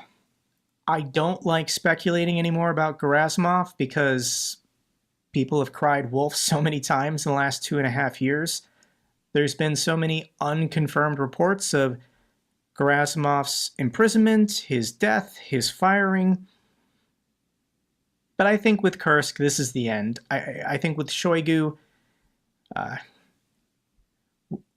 reassigned about a month or two ago, Gerasimov is next, and I do think he will be reassigned. There will be an announcement probably in the next week or two. As far as what are they saying on Kremlin State TV, their pundits are now conceding that Russia may lose this war. They've been kind of talking around this the last couple months, preparing their people that everything is not going according to plan, and Russia's struggling. Everybody inside Russia knows that, but for Kremlin State TV to start openly talking about potentially... Bend over to Nightellers. I should have sent you this instead. Scroll through the post via the arrows pointing right. Against Israel. Fuck Israel. Think about driving in case the Jews repeat their attacks of... Whoa, this guy is a massive anti-Semite. Holy shit. That's the Muslim propaganda that you see from, like, Daniel Hakikajo. He was saying Jews were responsible for 9/11.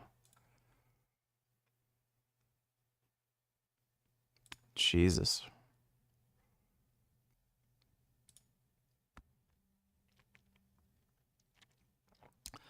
The majority of Israelis do not admit they've been practicing an apartheid.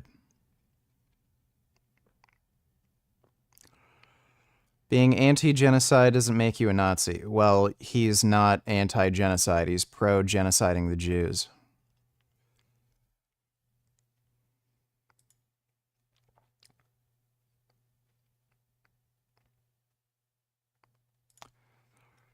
Yeah, this guy's a massive Nazi anti-Semite piece of shit.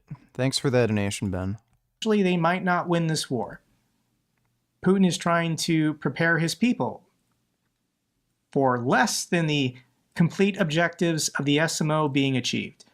So here's what this pundit says. His name is Shak Nazarov, and he was on Solovyov's show. I'll read what he said. We must always assume that we can lose. We can. If such mistakes continue to occur, we may lose. This is not defeatism. This is not alarmism, so to speak. This is just an absolute understanding of the price that we and our motherland will have to pay. Do you understand? And by the way, let me remind you that in 1942, during the most tragic days of the Great Patriotic War, Stalin gave a speech in which he said that we had practically lost. Try to remember those words he said then. That's when the turnaround happened. Russia's worst defeats of the war. Now Kyiv thinks it has negotiating leverage to bring home its own fighters. According to The Independent, Ukraine has captured around 2,000 Russian POWs in Kursk. As they're moving through these trench networks, they're trying to convince these guys to surrender. They'll be treated fairly, and they'll probably be exchanged pretty quickly. Ukraine doesn't want to hold on to them. and they just want their own people back. It's up to the Russians if they care about these Chechens and conscripts. So there's lots of videos, lots of interviews of these children, really, 18, 19-year-old Russian men who chose to live and chose to surrender. Here's a conscript who attempted to kill himself rather than being captured. He failed to do so, was found by Ukrainian forces, and they saved his life. He's now a POW, but he was willing to give this interview to tell his story about how he almost took his own life. Do you think the Soleus push-up is legit? The fuck is a Soleus push-up? How did you come to this?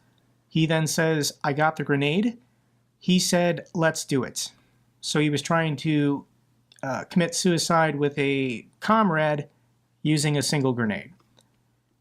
I've seen these videos online, guys. Russian soldiers are taught by their commanders that rather than being captured, it's better to take their own life. They put grenades under their chin, or they put grenades under their body armor in front of their chest to take their own lives. We hugged each other, said our last warm words to each other, and just threw it on the ground. What about the comrade? He has a leg injury too. At that point, I had already been close to death 3 times, so... Did you want to commit suicide? We were afraid to surrender. So Russian commanders tell their soldiers that if they're captured, they'll be tortured, they'll be brutalized, and they have no hope of being returned. This is the kind of motivation they give their soldiers to commit suicide rather than being captured.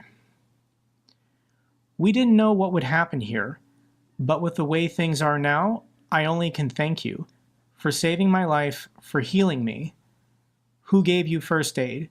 First it was your soldiers, then a medic from our platoon. He gave us first aid, your soldiers brought him. Your soldiers gave us water, cigarettes, medicines we had in our dugouts. They wrapped our legs, and so on. Yeah, I don't think Russian troops show this level of humanity and compassion towards wounded Ukrainian soldiers on the battlefield. Every day, Russia's losses continue. The Ukrainian MOD published this video of a Russian Panzer S-1 anti-aircraft system being destroyed. If you want to see the video, I'll link it down. It's calf exercise that supposedly expends a lot of calories, helps cardiovascular health. Oh, I've seen that. I don't know. I've only seen one study. If they can replicate the findings, then, you know, it's legit. Down below. Secret Russian counter-drone electronic warfare system recovered by Ukraine in the Kursk region. On August 14th, a Facebook post showed the discovery of an unused Volnarens complex still in its packaging, complete with all the technical documents. So this is one of the top secret anti-drone EW system that Russia uses. And the Ukrainians found one still in the packaging with its technical manuals. So this is going to be sent back to be studied by Western engineers and scientists. And if they can find a vulnerability, find a weakness, Russia's tanks fleet-wide just got weaker. Russia says they repelled 12 missiles targeting the Crimea Bridge. Russian-controlled authorities claim a drone attack in Sevastopol and Kursk last night. Potentially, I do think Ukraine has taken shots at this bridge just to test Russia's air defense systems, but Russia has triple or quadruple overlapping systems protecting this bridge. It's the most obvious military target on the battlefield.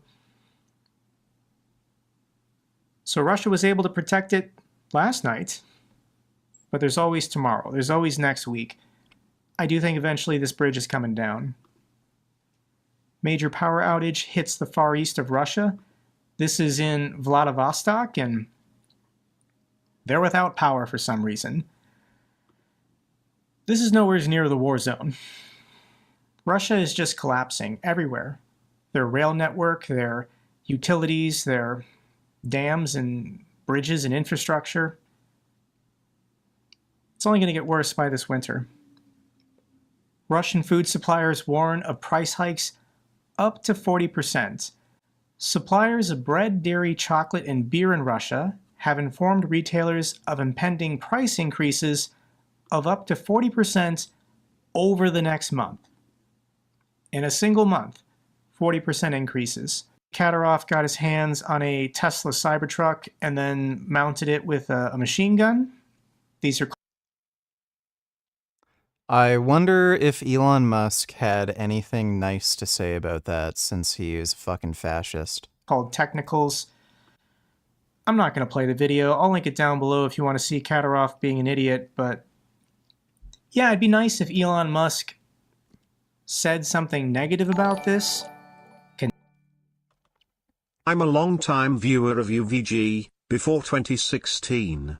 Pleased to come on your channel, see you're still doing your streams. Also congratulations on the 405 bench, I know how much work that takes. Lots obstacles you face to reach that pound and plus underscore pound 939 pound underscore pound. 83 pounds.